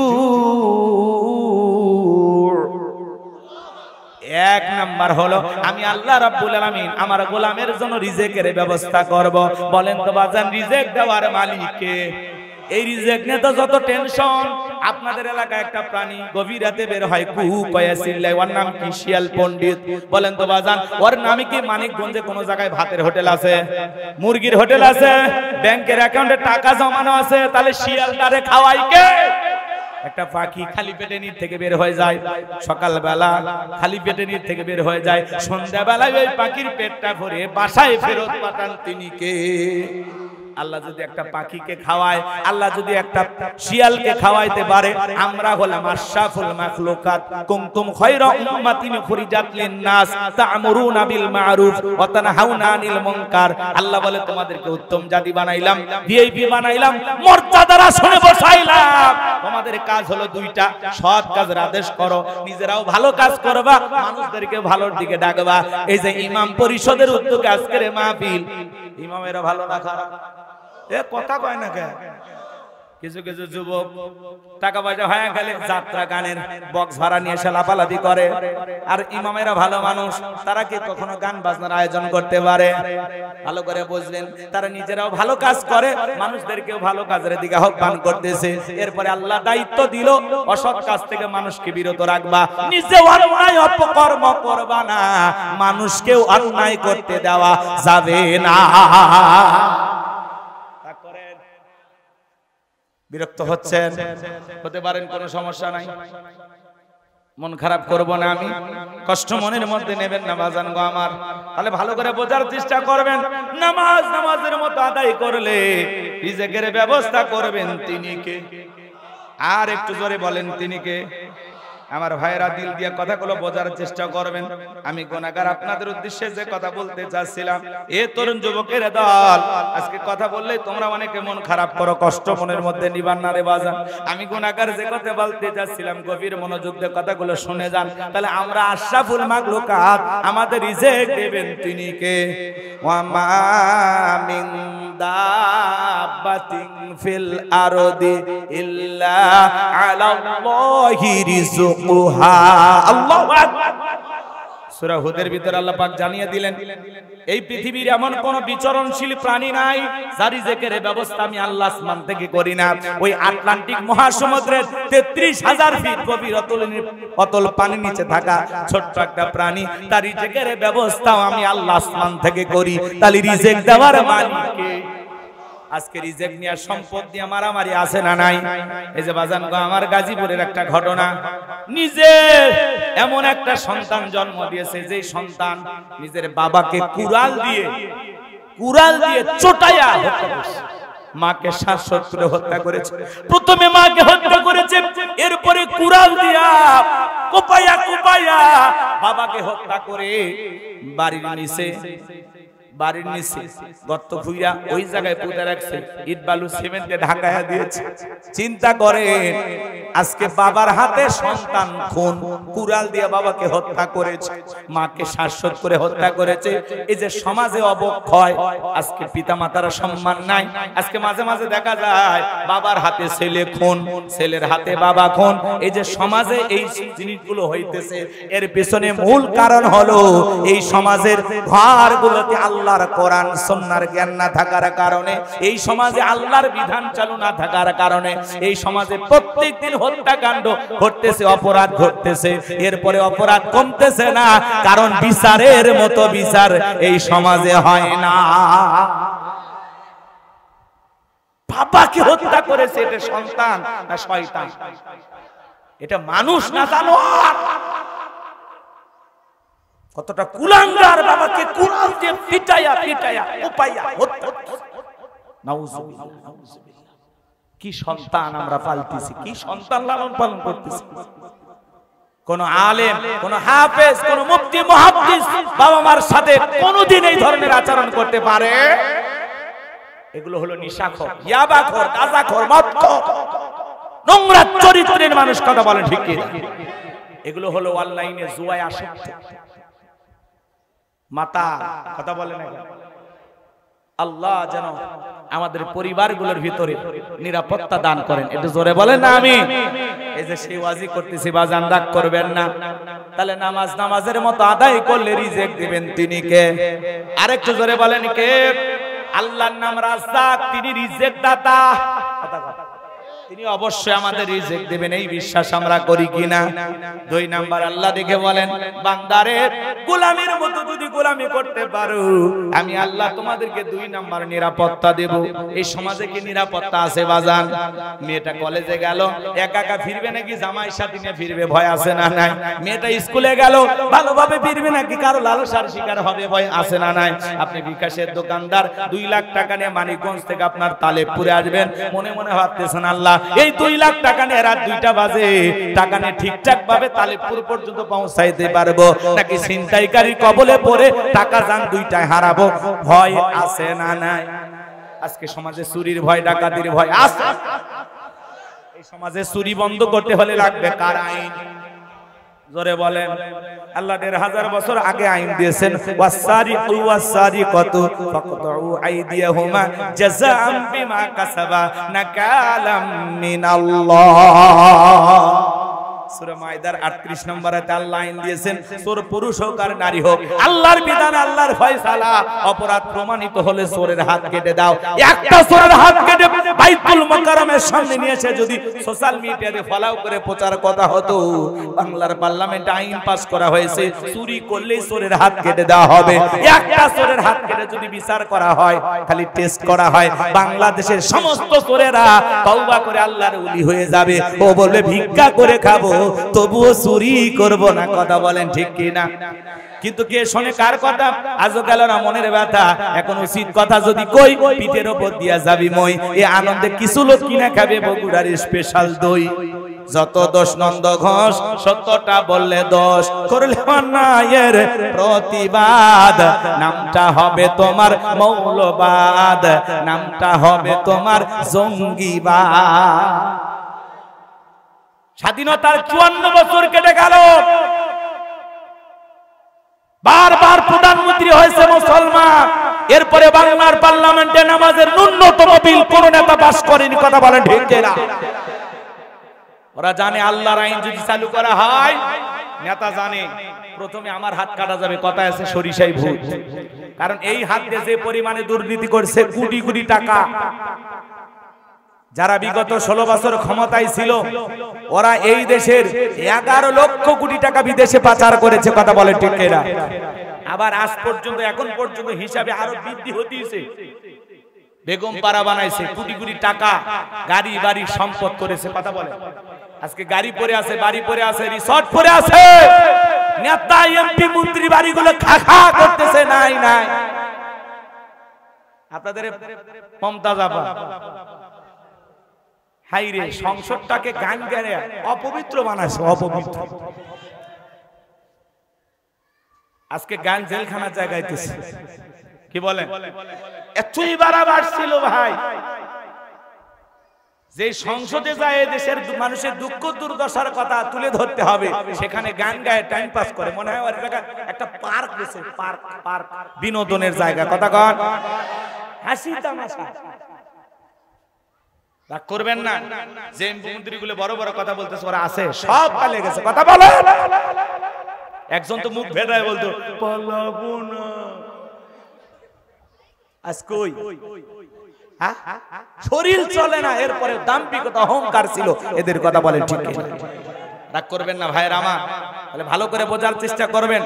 নামাজ নামাজের মতো আদায় করলে রিজেক্ট দেবেন তিনি কে? নামাজ নামাজের মতো আদায় করলে সকল দিক দিয়ে নিরাপত্তা দেবেন কে? গভীর মনোযোগ দিয়ে কথাগুলো শুনে যাবেন বাজান, দিল দিয়ে কথাগুলো বোঝার চেষ্টা করবেন। তাহলে হাউজে কাউসারের পানি পান করতে গেলে কাজ করতে হবে দুইটি।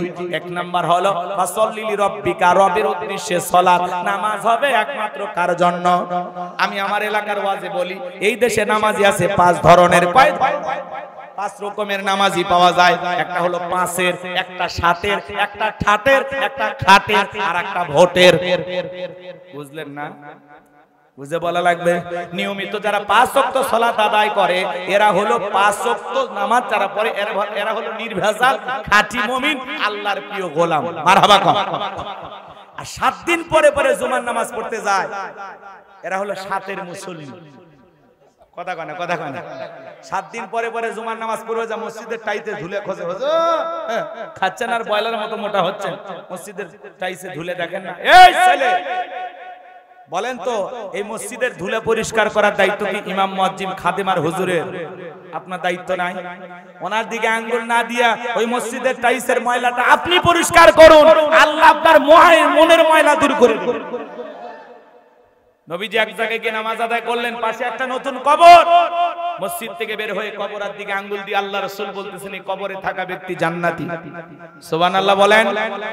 সাহাবায়ে কেরাম বললেন, নবী গো, কি এমন আমল করেছে আল্লাহ তাআলা তাকে জান্নাত দিয়েছেন? কারণটা কি আমরা জানতে চাই। নবী আমার দেখে বলে, সাহাবীরা, আল্লাহর এই গোলাম নিয়মিত আল্লাহর ঘরটা ঝাড়ু দিতে, পরিষ্কার পরিচ্ছন্ন রাখতো। আল্লাহর ঘর নিয়মিত ঝাড়ু দেওয়ার কারণে আল্লাহ তাআলা তার কবরটাকে জান্নাতের বাগান বানাইছে। ভালো করে বোঝার চেষ্টা করবেন। এমন কায়দায় ইমাম মুয়াজ্জিনের সাথে ব্যবহার করে, মনে হয় বাড়ির চাকর বাইস। এই চাকরের পিছনে নামাজ পড়বেন আপনারা? ইমাম মানে নেতা, সম্মানের আসনে বসাবেন, নেতাকে নেতার জায়গায় রাখবেন। কথা বলেন ঠিক কিনা? একটা ইমাম নিয়োগ দিতে হলে চুল ছেঁড়া বিশ্লেষণ করা হয়। হুজুরের বউ পর্দা করে কিনা, হুজুরের মা কেমন, বাবা কেমন, হুজুরের দাড়ি লম্বা না ছোট, জুব্বার চুল কি, টুপি কি, কিভাবে দেখে। আর সমাজের এমপি, মন্ত্রী, চেয়ারম্যান বানায় মোসারু গাঁজারু ভরি, বিশাল বড় ভরি, মানে 26 মাসের গর্ভবতী, এক চুল দেখে না। আর 1500 2000 টাকার একটা ইমাম, চিন্তা করেন, 3000 4000 5000 টাকা দিয়ে হুজুর ইমামতি করে, আর বেতন দেওয়ার সময় সব দিচ্ছে হুজুর আপনাদের টাকা কম কিন্তু আল্লাহ প্রচুর বরকত দিয়েছে, অনেক বরকত দিয়েছে আল্লাহ আপনাদের। এক সভাপতি হঠাৎ করে ছেলে চাকরি পাইছে, দৌড়ে আসছে ইমামের কাছে, হুজুর একটু দোয়া করেন, ছেলেটা চাকরি পাইছে। হুজুর হাত তোলা দোয়া করতেছে, আল্লাহ সভাপতির ছেলে চাকরি পাইছে, শুনলাম আল্লাহ আমার বেতন যেমন সভাপতির ছেলের বেতনটাও যেন হয় তেমন। এইবার সভাপতি হুজুর দোয়া প্রেস করেন, থামেন আর দোয়া করেন। কেন কি হইছে? কয় আপনার মতো বেতন দিয়ে আমার ছেলের জীবন চলবে? তো ভাই আমার চললে আপনার ছেলে চলবে না কেন? কয় না আপনারা হুজুর মানুষ বরকত আছে, কথা কয় না। হুজুরের বেতন 4000 5000 দিয়ে চলে, আর আপনার ছেলে লাগে 50,000 1 লাখ। ফাজলামি করে না।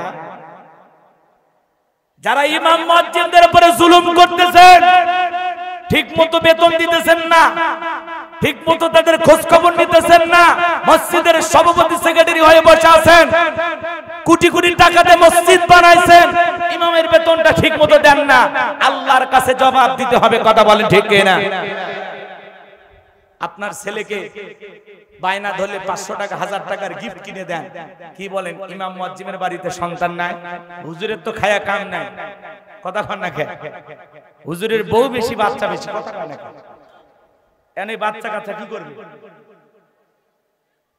ছোট ছেলে মেয়ে বায়না করে বাবা আইসক্রিম নিয়ে আসো, কোনদিন 500 টাকা 1000 টাকার একটা আইসক্রিম নিয়ে যায়, বাচ্চা বা পরিবারের ফ্যামিলির হাতে তুলে দিবে, এরকমও হয় না, কথা বলে ঠিক কিনা?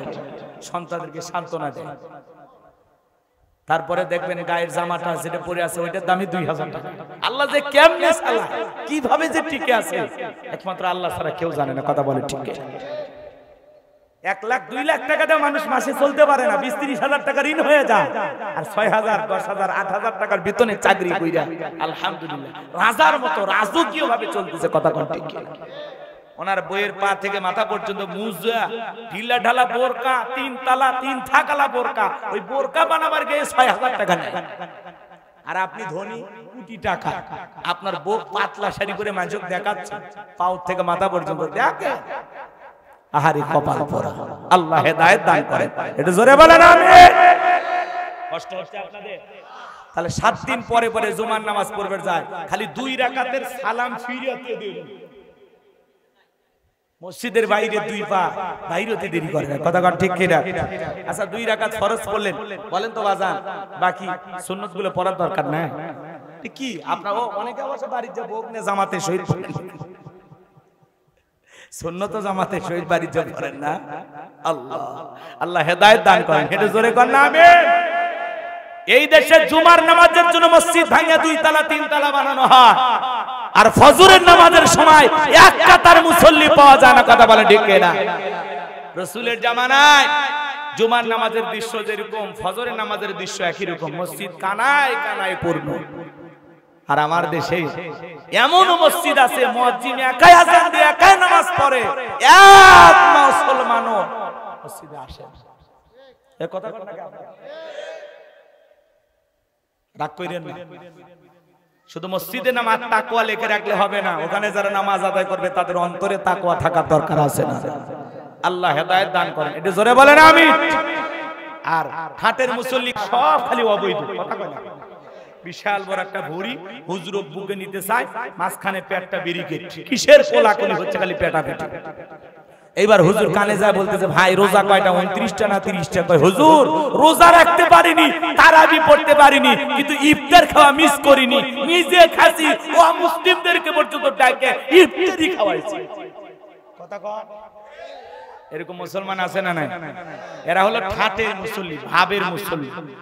আর মানুষ মরে গেলে জানাজার নামাজ পড়ে যারা, এরা হলো খাটের মুসল্লি।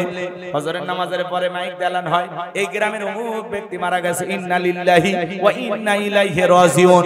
এই কথা শোনার পরে সকালবেলা ঘুমাতে থেকে বলে বিবির মাইক দিয়ে একটা মানুষের নাম বললো, শুনলি? বলে হ্যাঁ অমুক মারা গেছে। বলে জানিস না, কয়েকদিন আগে মানিকগঞ্জ বাজারে বসে চা খাইলাম, এত ভালো ছেলে চায়ের বিলটা পর্যন্ত দিতে দিল না, বেঁচে থাকলে আরো 10 দিন চায়ের বিল দিত। ছেলেটা মারা গেছে, পাঞ্জাবিটা ধুইয়ে দাও, নামাজ পড়া লাগবে জানাজার, কথা বলে সারা দিনের কাজকর্ম ফেলা দৌড়ে আসছে জোহরের নামাজের সময়, এইবার এসে গোসল করে কোনো মতে পাঞ্জাবি পরে দৌড়েও চলে গেছে মসজিদে। যায় দেখে হুজুর জানাজা শুরু করেনি, শুরু করছে জোহরের 4 রাকাত ফরজ। তখন চিন্তা করলো যেহেতু জানাজা একটু পরে হবে, জোহরের 4 রাকাত পড়ে নি। আল্লাহু আকবার, উদ্দেশ্য জানাজা পড়া, জোহর পড়া না। মানে পরিস্থিতির কারণে বাধ্য হয়ে পড়ছে। এবার লাশটা সামনে রেখে খাটিয়ার সামনে হুজুর 2-4 মিনিট ওয়াজ করে, পিছন থেকে কে কয় হুজুর লাশ সামনে রেখে এত ওয়াজ করা ঠিক না, কথা কয় না কেন? আবার কিছু পিছন থেকে কেউ বলে হুজুর শোনা যাচ্ছে না, তাড়াতাড়ি শেষ করেন, কথা কয়। আপনাদের এলাকায় বলে আমি জানাজা পড়াইতে গেলে 2-4 জন বলে, অথচ সময় নেই, সর্বোচ্চ 3-4 মিনিট কথা বলে জানাজা শুরু করে দেয়। এই 3-4 মিনিট দাঁড়ায় থাকারও ধৈর্য হুজুর যখন দাঁড়ায় ওয়াজ করতে, ভাই কুল্লু নাফসিন যায়িকাতুল মাউত, প্রত্যেক প্রাণীকে মৃত্যুর স্বাদ গ্রহণ করা লাগবে। আসুন, প্রত্যেকটা মৃত্যু আপনাকে আমাকে শিক্ষা দিচ্ছে। আজকে এই ব্যক্তি মারা গেছে, কালকে আপনাকে যেতে হবে, পরশু আমি মারা যাব। দুনিয়া থাকার জায়গা না। এই দুনিয়াতে আপনার দাদা ছিল নাই, বাবা ছিল নাই, একদিন আপনি থাকবেন না, আপনার সন্তান থাকবে না, আপনার স্ত্রী যে গর্ভে সন্তান সেও একদিন থাকবে না। আসুন ভাই, মসজিদমুখী হই, আল্লাহ ওয়ালা হই, 5 ওয়াক্ত নামাজ আদায় করি, কোরআন সুন্নাহ দিয়ে পরিবার সমাজ রাষ্ট্র গঠন করি, আসন্ন পরিবর্তন হয়ে যায়। শুনে আর বলে ঠিক ঠিক, আলেম ওলামা যা বলে আহা কি সুন্দর বয়ান। মানে কবরে লাশটা রাখা পর্যন্ত এমন আফসোস অনুশোচনা করে, মনে হয় এই লোকটার জীবনে কোনোদিন মসজিদের বারান্দা থেকে বের হবে। কথা বলেন ভাই। এরপরে জানাজা পরে বাড়ি যায়, যখন টুপি খুলে একটা সিগারেটও টান মারছে, আর ধুঁয়ার ঠেলায় সব অজুরে গেছে। জওহরের সময় জানাজা যখন মসজিদে অনুষ্ঠিত হলো, মুসল্লি দিয়া মসজিদ ভরে গেছে, আসরের সময় পাওয়া গেল, এই কথা কন না কেন? তা আল্লাহর ওলিরা গেল কই? আল্লাহ যেন হেদায়েত দান করে, একটু জোরে বলেন না আমি। এরা হলো খাটের মুসল্লি, আর ভোটের আগে মাথায় টুপি, গায়ে পাঞ্জাবি লাগাইয়া জনগণের সামনে হাজির হয় যারা, ভোটের মুসল্লি তারা। কথা কন না। এক নেতা একদিন আসরে নামাজ পড়ছে 3 বার। এই মসজিদে দেখছে জামাত শুরু হচ্ছে 4টায় উঠে পড়ছে, আর এক মসজিদে 4:15 ওই জায়গায় পড়ছে, আর এক জায়গায় যা দেখে 4:30 ওই জায়গাতে পড়ছে। নির্বাচনের সময় নেতার নামাজ দেখে কর্মীরা পর্যন্ত অবাক হয়ে যায়। এক কর্মী জিজ্ঞাসা করেছিল, তোমার নেতা যে নামাজ পড়ে ওযু ঠিকঠাক করে? প্রথম দিন ওযু করতে দেখছি, বাকি দিন দেখিনি। এরা রাস্তাঘাটে যা দেখে মানুষক সালাম দিতে দিতে এমনকি খেজুর গাছ পর্যন্ত সালাম দিয়ে বসে আছে।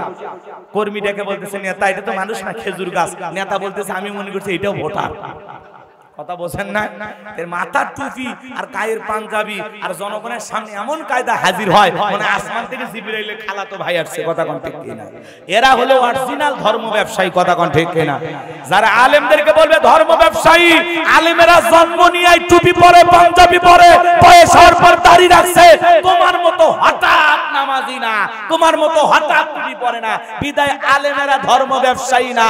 যারা নির্বাচনের আগে টুপি পরে, পাঞ্জাবি পরে, ওরাই অরিজিনাল ধর্ম ব্যবসায়ী। হুজুরেরা বলে ধর্ম ব্যবসায়ী, এই কথা মানা যায়? হ্যাঁ, খালি দোষ খোঁজে, খালি মানে কিচ্ছু পারে না। ওই যে কয় না, দেখতে নারী চলন বাঁকা। ভুল ধরবে নাকি? ধর্ম, ধর্মের আবার কিসের ব্যবসা? আমরা ধর্ম ব্যবসায়ী, আমরা ধর্মকে ব্যবহার করি। নির্বাচনের আগে হঠাৎ টুপি পরে, পাঞ্জাবি পরে, দেখেন না অমুসলিম নেতা পর্যন্ত টুপি পরে হাজির হয়। কথা কয় না? অমুসলিম নেতা না, এরা টুপি পরে আসে না। কি উদ্দেশ্য কি বুঝাচ্ছে? যে ভাই আপনার দোয়া করেন, আমি একদিন কালেমা পড়বো, এই জন্য টুপি পড়ছে। বুঝাচ্ছে যে আমি মুসলমানদের সাপোর্ট করি, মানে সিলটা খালি মারিয়া দেয়। আমার চোখে দেখা, আমার এলাকা নির্বাচনের কয়েক মাস আগে দাঁড়িয়ে রাখছে, কি সুন্দর টুপি পাঞ্জাবি পরে ঘুরছে। বিশ্বাস করেন, নির্বাচন যেদিন পাস করছে তার 2 দিন পরে দেখি প্যান্ট শার্ট পরে ঘুরতেছে, আর ক্লিন শেভ। জিজ্ঞাসা করছিলাম, ভাই কি সুন্দর দাড়ি দেখলাম, মানুষ ভোট দিল, কি সুন্দর পাঞ্জাবি দেখলাম, মানুষ ভোট দিল, আজকে কি অবস্থা? কয় হুজুর নির্বাচনের চাপে দাড়ি কাটার সময় পাইছিলাম। এরা সমাজের নেতা, কথা কন। আর এরা হুজুরের ভুল করে, পেটত বম মারলে বিসমিল্লাহ সহি করে বলতে পারে না, মাইক করে কয় আসসালামু আলাইকুম, মানে সালামটাও সহি জানে না। এক নেতা কইছে আউজ বিল্লাহ বিসমিল্লাহির রহমানির রহিম, মানে আউজ বিল্লাহ বিসমিল্লাহ ভাঙ্গে এক জায়গা করছে। মাইক পেলে কি যে কবে, কি ভাষণ দেবে, কি বক্তব্য দিবে নিজেও জানে না। নেতা হতে গেলে আগে ভাষণ দেওয়া শেখা লাগবে, বক্তব্য দেওয়া শেখা লাগবে, কথা বলেন। বলতেছে এলাকার মানুষ আমাকে ভোট দিয়ে এলাকার নেতা বানাইছেন, এজন্য নিজেকে আমি একবার গর্ববতী মনে করছি। এলাকার মানুষ সম্মান দিয়ে আমার অতিথি বানাইছেন, এজন্য নিজেকে আরেকবার গর্ববতী মনে করছি। মহিলারা পর্যন্ত নাকে কাপড় দিয়ে হাঁচে আর বলে আল্লাহ বিবাহের পরে বছরে গর্ভবতী হইলে আমি একবার, এ নেতা 1 মিনিটে দুইবার। এরকম নেতা আছে না? না, এরা বলে সমাজের নেতা। অরিজিনাল নেতা হলো ইমামেরা, কথা বলে ঠিক এরা। যারা মসজিদের মেম্বারে দাঁড়িয়ে ইমামতি করবে তারাই সমাজের নেতৃত্ব দেবে, কথা বলে ঠিক এরা। এই জন্য আগামীতে আর যাই হোক আলেমদেরকে মাইনাস করে বাংলাদেশে কোনো কিছু করতে দেওয়া হবে না। আগামীর বাংলাদেশ আলেমদের বাংলাদেশ, আগামীর বাংলাদেশ ইসলামের বাংলাদেশ, আগামীর বাংলাদেশ কোরআনের বাংলাদেশ। কারা কারা চান দুই হাত তুলে দেখা।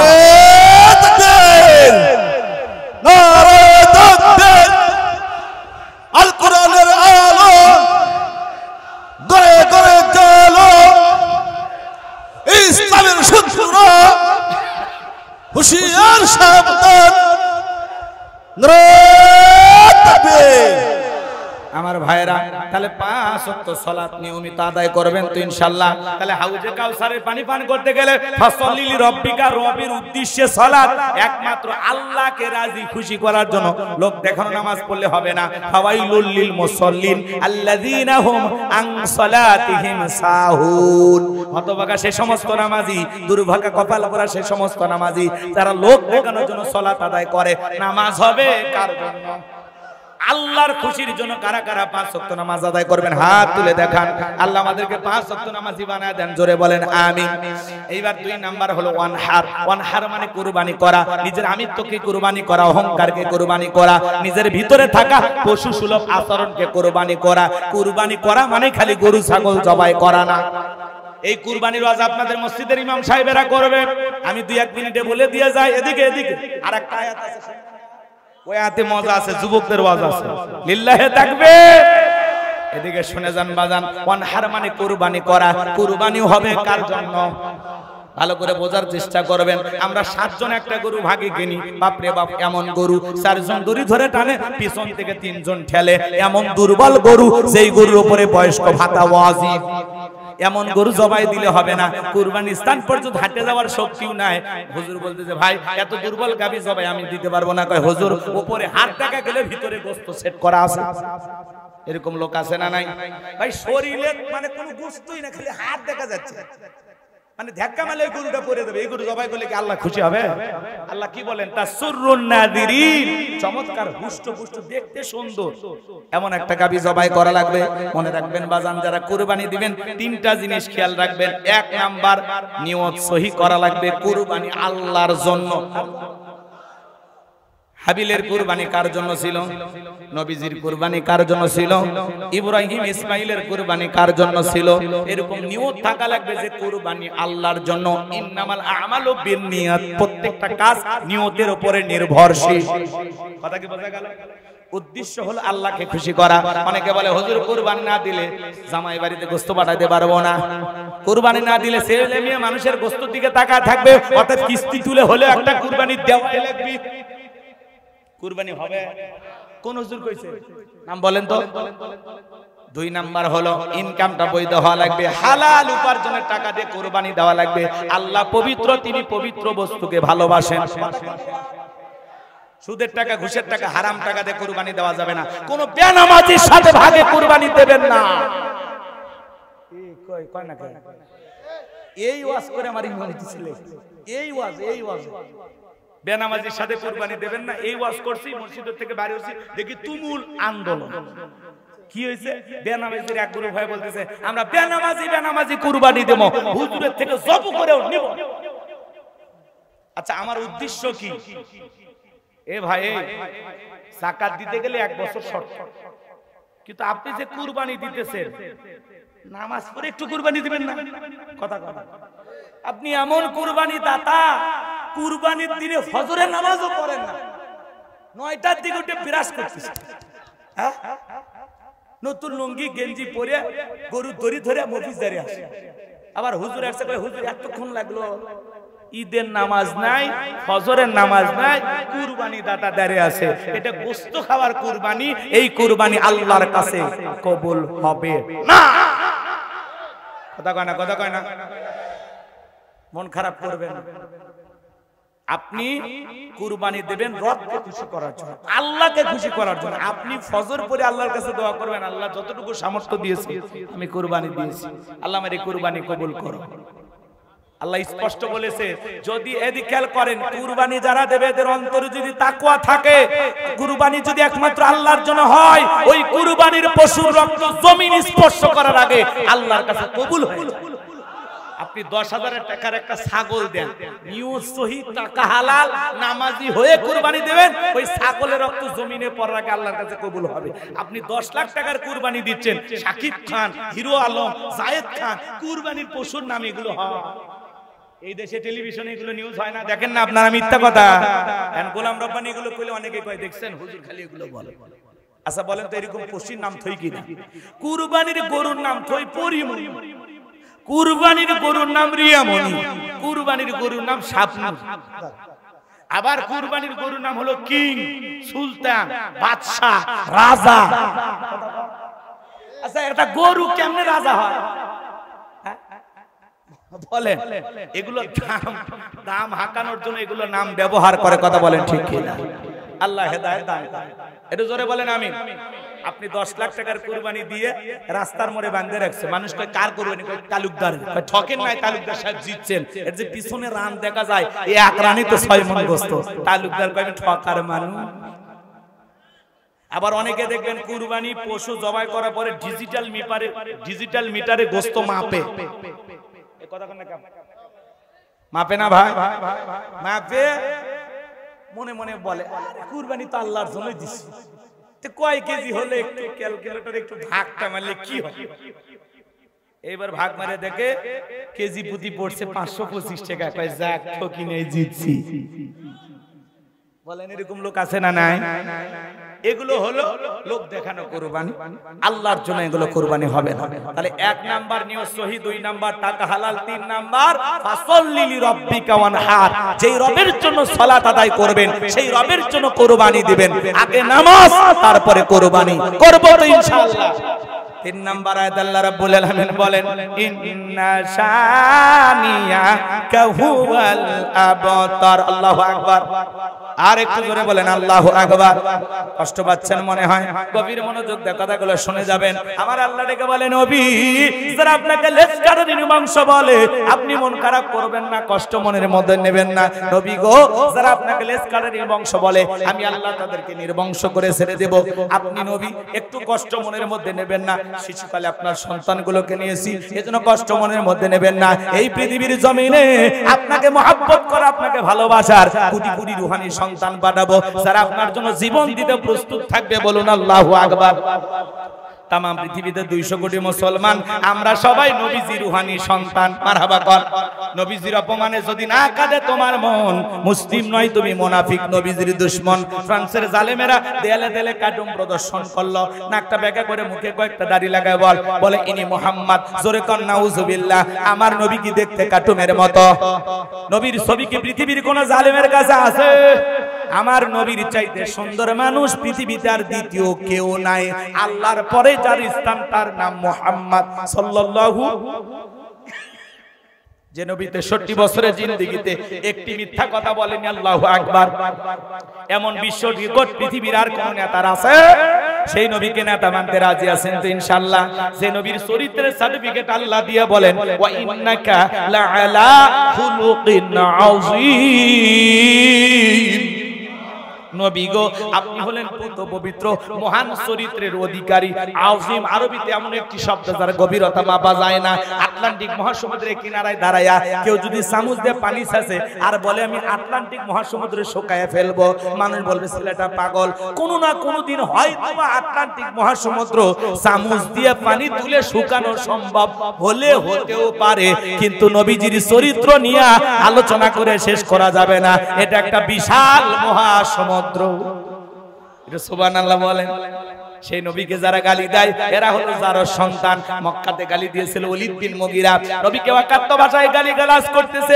আসমানের মালিক আল্লাহ সহ্য করলেন না, আয়াত নাযিল করে আল্লাহ জানায় দিলেন উতুল্লিম বাদা যালিকা জানিম। নবী গো এই ওলীদ বিন মুগীরা হলো পিতৃ পরিচয়হীন যার সন্তান, এর জন্মে সমস্যা, এর রক্তে সমস্যা। আপনারে কেন গালি দিয়েছে? ওলীদ বিন মুগীরা আরবের মানুষ, আরবি বোঝে, দেখে বলে নবী এত বড় কথা আমার জন্মের ঠিক নাই, আপনি থাকেন আমি বাড়িতে যাই। ছেলেটা বৈধ না বৈধ জানে কে, ফ্যাক্টরির মালিক, তার মানে তার মা। এইবার তার মায়ের নাম ছিল ঝর্ণা। যায় বলে মা করবি না কোনো তাল বাহানা, নবী মুহাম্মদ সাল্লাল্লাহু আলাইহি সাল্লাম আমাকে বলেছেন উতুল্লিম বাদা যালিকা জানিম, আমি নাকি পিতৃ পরিচয়হীন যার সন্তান, আমার নাকি জন্মের ঠিক নাই। ওলীদ বিন মুগীরার মা বয়স্ক মহিলা দেখে বলে বাবা রে এই কথা নবী বলেছে? বলে হ্যাঁ। মনে মনে ভাবে এত গোপন তথ্য নবী জানলো কেমনে? নবী তো জানতেন না, নবীকে জানিয়ে দিয়েছেন তিনি কে। ভালো করে বুঝবেন বাজান গো আমার, দিল দিয়ে কথাগুলো শুনবেন, সামনে গেলে মজা আছে। যুবকের দল একটু অপেক্ষা করো, তোমাদের জন্যই বলতেছিলাম। এইবার ওলীদ বিন মুগীরার মা বলতেছে বাবা তোর বাবা ব্যবসা বাণিজ্যের কাজে এতটাই ব্যস্ত থাকতো, তোর বাবা ব্যবসা আছে নে টাকা আছে রে, কিন্তু তোর মায়ের মন বোঝে না, সে যে কেন আসে না কিছু ভালো লাগে না, এবার আসুক তারে আমি মজা দেখাবো। দেখবেন ভাইয়েরা যখন বিদেশে যায় এলাকার দুষ্ট দেবরা ভাবি দরজায় যে স্লোগান দেয়, ভাবি ভাইয়া তোমার বর আমি যে দেবর, ভেবে দেখো ভাবি কার কত দাবি, ভাই গেছে মালয়েশিয়ায় আমি তো দেশে আসি। কথা কয় না? ডিজিটাল ভাবি যারা রং তামাশা পছন্দ করে, যাদের অন্তরে আল্লাহর ভয় নাই, ওই দুষ্ট ভাবিরা বলে তুমি শুধু আমার সৌন্দর্যের প্রশংসা করো, তোমার ভাই তো বলে না। কই ভাইয়ের কি সেই চোখ আছে? মাঝে মাঝে দুষ্ট দেবর যায় বলে ভাবি আপনার যে চেহারা দেখে মনেই হয় না আপনার বিয়ে হয়েছে, এই বদমাইশ বিয়ে না হলে ভাবিটা কি কারে? এরকম দুষ্ট আছে না নাই? ভাবির অন্তরে যদি আল্লাহর ভয় থাকতো, কোরআন সুন্নাহর জ্ঞান থাকতো, ভাবি যদি মাদ্রাসায় পড়তো, ডেকে বলতো কুল্লিল মুমিনিনা ইয়াগুদ্দু মিন আবসারিহিম। আল্লাহ বলেছেন মুমিন পুরুষের দৃষ্টি থাকবে নিচের দিকে। আয়াত হাদিস সব ঠিক আছে, রাগ করতেছেন না তো? হ্যাঁ প্রধান অতিথি বড় ভাই চলতেছে না? লিল্লাহি তাকবীর। আমার ভাইরা ভালো করে বোঝার চেষ্টা করবেন। ভাবি যদি ইমানদার হইতো ডেকে বলতো শোন আল্লাহ বলেছেন মুমিন পুরুষের দৃষ্টি থাকবে নিচের দিকে, আমাকে দেখার অধিকার তোর ভাইয়ের আছে, তোর জন্য আমাকে দেখা জায়েজ নাই, ঘর থেকে বের হয়ে যা। কিন্তু এগুলো ভাবি হলো কি ডিজিটাল ভাবি, রং তামাশার ভাবি। মা বোন যারা শুনতেছেন, মা দুইটা পুরুষ হইতে 2 কিলোমিটার দূরে থাকবেন, একটা দেবর আর একটা দুলা ভাই। এরা হলো হাদিসের ভাষায় এদেরকে বলা হয়েছে মৃত্যু তুল্য, এরা হলো বিষাক্ত সাপের চাইতেও ভয়ঙ্কর। কথা কয় না? কথা কয় না? রাগ করে। আজকে ফ্যামিলিগুলোতে বেশি ফ্রি হয়ে যাওয়ার কারণে আমাদের ফ্যামিলির অবস্থা 12টা বেজে গেছে। কয়টা বাজছে? 12টা। কথা কর। ফ্যামিলির অবস্থা 12টা বেজে গেছে। বাজার সংসারে শান্তি নাই, পর্দা পুশিদা নাই। রাগ করেন আপনারা, রাগ করেন। যুবক যারা আছো বাবা, আমাদের সবচাইতে বড় সমস্যা হয়েছে মোবাইল। এই মোবাইলের ওজন কম, কিন্তু মোবাইলের মাধ্যমে পাপের ওজনটা বেশি। এই সমাজের অধিকাংশ মানুষের জীবনের সবচাইতে মূল্যবান সময় নষ্ট হচ্ছে মোবাইল। যে গাজীপুরের একটা ঘটনা, একটা ছেলে মোবাইলে প্রেম করেছে, ওই কিশোরীকে নিয়ে আসছে হোটেলে, নিয়ে আসার পরে সারা রাত এরা দুইজন স্বামী স্ত্রী পরিচয় দিয়ে হোটেলে ছিল। মেয়েটাকে রাতভর ধর্ষণ করার কারণে রক্তক্ষরণ হয়ে হাসপাতালে যাওয়ার আগে মেয়েটা মারা গেছে। ইন্না লিল্লাহি ওয়া ইন্না ইলাইহি রাজিউন।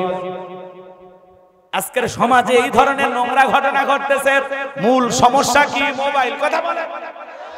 ছোট ছোট পোলাপান মোবাইলে প্রেম করে, সেদিন এক বয়স্ক মহিলা, মেয়ের বয়স হবে 22 থেকে 25 বছর, ছেলের বয়স হবে 11 বছর।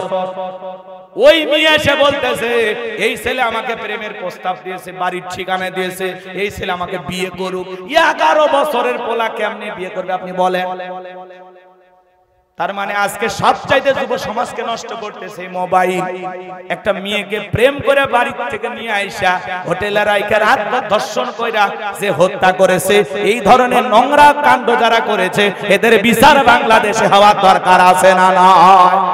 আমরা বলতে চাই যে সমস্ত কুলাঙ্গাররা এই ধরনের গুনাহের কাজে লিপ্ত, এদের ফাঁসি নিশ্চিত করতে হবে। এজন্য আল্লাহর আইন দিয়া জিনাকারীর বিচার করা লাগবে, আল্লাহর আইন দিয়া ধর্ষকের বিচার করা হবে। আল্লাহর বিধান মোতাবেক একজন জিনাকারী নারী অথবা পুরুষের বিচার যদি করতে পারতাম, বিশ্বাস করেন এই সমাজের মানুষেরা ভালো হয়ে যেত। যুবকেরা নারীর দিকে তাকানো তো দূরের কথা, ওরা নিজের নাম পর্যন্ত ভুলে যেত। কথা বলেন ঠিক কি না? আজকে সমাজে এত ধর্ষণ, এত খুন খারাপি, এত সমস্যা, তার মূল কারণ কি? মোবাইলে দেখে প্রেম শিখেছে। মোবাইল নাটক সিনেমা দেখে প্রেম শিখে। মেয়ে পটানোর টিপস কি ওটা শিখে। মানে একটা মেয়েকে কিভাবে পটানো যায়, কোন কোন কথা বললে একটা মেয়ে মানুষের দিল নরম হয়, হঠাৎ করে ভালোবাসা চমকে ওঠে, সেই টিপস মোবাইল থেকে শিখতেছে ছেলে পেলে। পোলাপান এমনি নষ্ট হচ্ছে। কথা বলেন না কেন? এই মোবাইল আমাদের জীবনের সবচেয়ে মূল্যবান সময় নষ্ট করতেছে। কথা বলে ঠিক কিনা? এই মোবাইল আমাদের জীবনের অর্ধেক নষ্ট করতেছে। এই মোবাইলের মাধ্যমে সমাজের মানুষের সবচেয়ে বেশি পাপ হইতেছে, গুনাহ কামাইতেছে মোবাইল দিয়ে। আপনার যুবক ছেলে, যুবক মেয়ে ঘরের দরজা লাগায় একা একা মোবাইলে কম্বলের ভিতরে উল্টো পাল্টা ভিডিও দেখেন। কথা বলে ও দেশে মোবাইল আইছে, চিঠি বন্ধ হইয়াছে, দিওয়ানা বানাইছে, পোলা মাইয়ার মনের কথা হাসে বাতাসে। না থাক বলবো না, এগুলো বাস্তবতা না। আবার ভাবেন না এগুলো গান। এই গানের মধ্যে শিক্ষা আছে না নাই? বলেন আছে না নাই? ও দেখো পোলা পানের মন বাদা ফেসবুকে এখন, মোবাইলে চ্যাটিং কইরা কাটায় সারাক্ষণ। এই মোবাইল পাইয়া দেখো মদনের মাইয়া, এই মোবাইল পাইয়া দেখো রমজানের মাইয়া কি কাণ্ড ঘটাইছে, স্বামী সন্তান রাইখা নাকি পালাইয়া গেছে, স্বামী সংসার রাইখা নাকি পালাইয়া গেছে। 2 বাচ্চার মা, 4 বাচ্চার মা পরকীয়া প্রেম করে আরেকটা ছেলের হাত ধরে পালিয়ে যায়।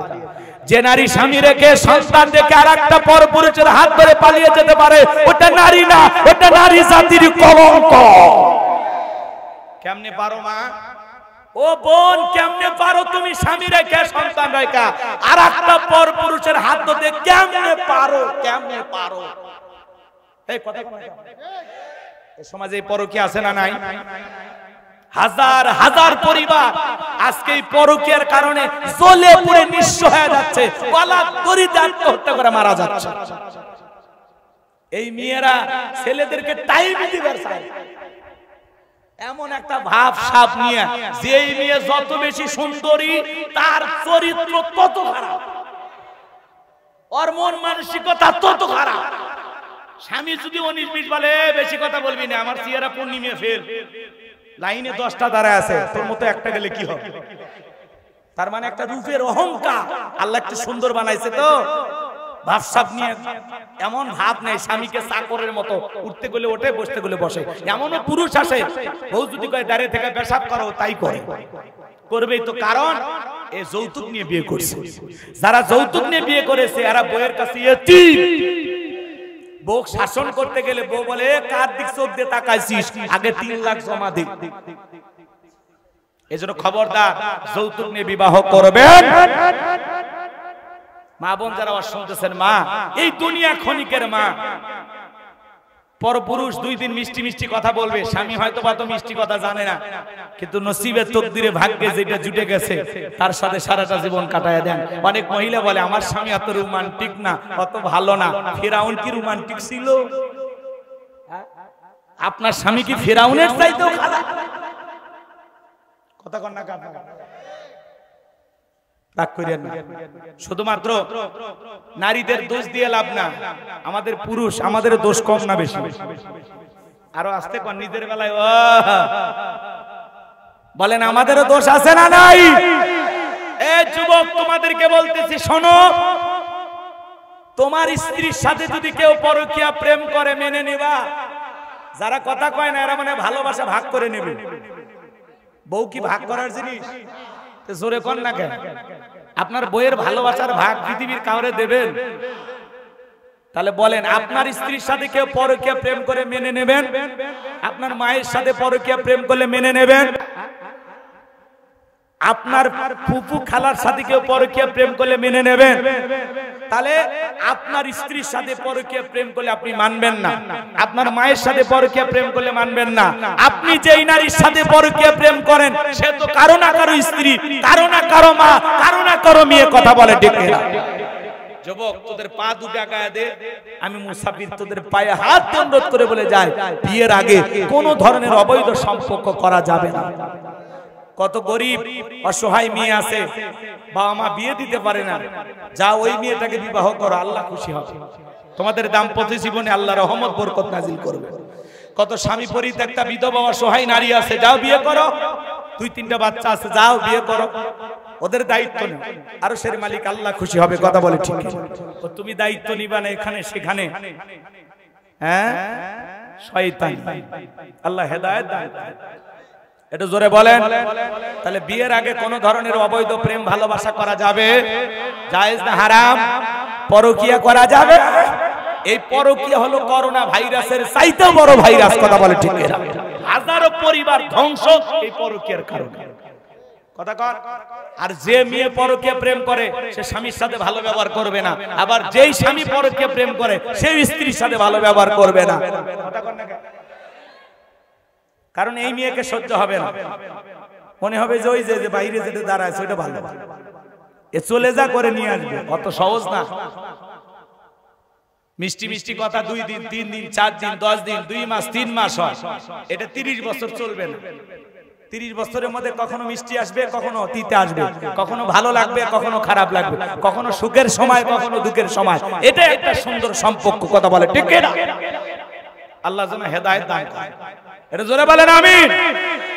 ওদেশে টিকটক আসিয়া সব গেল বাসিয়া, সিদ্দিক সোরা নায়ক হইছে আইডি খুলিয়া, হিরো আলম নায়ক হইছে আইডি খুলিয়া। এই মোবাইলে হাই কি জাদু আছে ভাই, পোলা পান বুঝাছে, পড়ালেখা তুইলা রাখছে সপ্তম আকাশে। পড়াশোনা না, কথা কয় না। যাক, আর আপনাদেরকে কষ্ট আমি দিতে চাচ্ছি না। তাহলে এই মোবাইলের অভিশাপ থেকে ছেলে মেয়েকে বাঁচাইতে চাইলে ছেলে মেয়ে যতদিন পর্যন্ত বিবাহ না করছে, যতদিন পর্যন্ত নিজে উপার্জন না করছে, ততদিন পর্যন্ত এই টাচ মোবাইল ওদের হাতে দেওয়া যাবে না। আপনার টাকা দিয়ে আপনি গুনাহ কামানোর জন্য কেন দেবেন? আপনার ছেলে কি অনলাইনে খালি পড়াশোনা করবে? হ্যাঁ, পড়াশোনার নামে কোন কোন ভিডিও দেখবে আপনি নিজেও জানেন না। অতএব আপনার টাকা দিয়ে আপনার সন্তান ছেলে মেয়েকে গুনাহ করার সুযোগ দেওয়া যাবে। আল্লাহ হেদায়েত দান। এটা জোরে বলেন না আমিন। আমার ভাইয়েরা, ওলীদ বিন মুগীরার মা বলতেছে, মহিলা মা বোন যারা শুনতেছেন, মা মন খারাপ করবেন না, আপনাদের জন্য 4টা আমলে 8টা জান্নাতের দরজা খোলা। 1 নাম্বার হলো 5 ওয়াক্ত সালাত, 2 নাম্বার হলো রমজান মাসের রোজা, 3 নাম্বার হলো ফরজ পর্দা, 4 নাম্বার হলো স্বামীর খেদমত। এই 4টা আমল যদি মা বোনেরা সঠিকভাবে করতে পারে, 8টা জান্নাতের যে কোনো দরজা দিয়া নারীরা জান্নাতে প্রবেশ করবে। বলুন সুবহানাল্লাহ। লম্বা হবে, মহিলাদের ওয়াজ করার অত সুযোগ নাই। আমি যে কথা বলতে চাচ্ছিলাম, ওলীদ বিন মুগীরার মা বলতেছে, বাবা বাড়ির আশেপাশে তোর চাচা গুরগুর করতেছিল, তারে দিয়ে ভালোবাসা বিনিময় করেছিলাম, তার ফলে তোর জন্ম হয়েছে। নবী যে তত্ত্ব দিয়েছে 100% সত্য। তোর বাপ তোকে জন্ম দেয় নাই, তোরে জন্ম দিয়েছে তোর চাচায়। আজও পৃথিবীর জমিনে যারা নবীকে গালি দিবে, বিশ্ব নবীকে নিয়ে কুরুচিপূর্ণ মন্তব্য করবে, বাজে ভাষায় নবীকে গালি দিবে, নবীর পরিবারকে গালি দিবে, আম্মা জানা আয়েশাকে গালি দিবে, বুঝে নেবেন ওরা অবৈধ জারজ সন্তান, ওরা বাস্টার্ড, ওদের জন্মে ঠিক নাই। তো তুমি আমারে গালি দাও মাইনে নেব, আমার দলকে গালি দাও মাইনে নেব, আমার বাপ মাকে গালি দাও মাইনে নেব, কিন্তু রাসূল হলেন আমাদের কলিজার টুকরা নবী। নবী কেনে যদি কোনো নাস্তিক বেঈমান গালি দেয়, কেউ যদি নবীকে নিয়ে কুরুচিপূর্ণ মন্তব্য করে, অশ্লীল ভাষায় নবীকে গালি দেয়, ওই নাস্তিক বেঈমানের বুকের উপরে সইরা সিপ্পা টান দিয়ে ছিঁড়ে কুকুরকে খাওয়ায় দেব। নবীজির অপমান মেনে না হবে না। নবীর জন্য কারা কারা জীবন দিতে প্রস্তুত? দুই হাত তুলে আল্লাহকে দেখান। আল্লাহ আমাদের সবাইকে নবীর জন্য আমাদের জীবনের সবকিছু কুরবানি করার তৌফিক দান করুন। জোরে বলুন আমিন। আমরা নবীর জন্য জীবন দিতে প্রস্তুত আছি তো ইনশাআল্লাহ?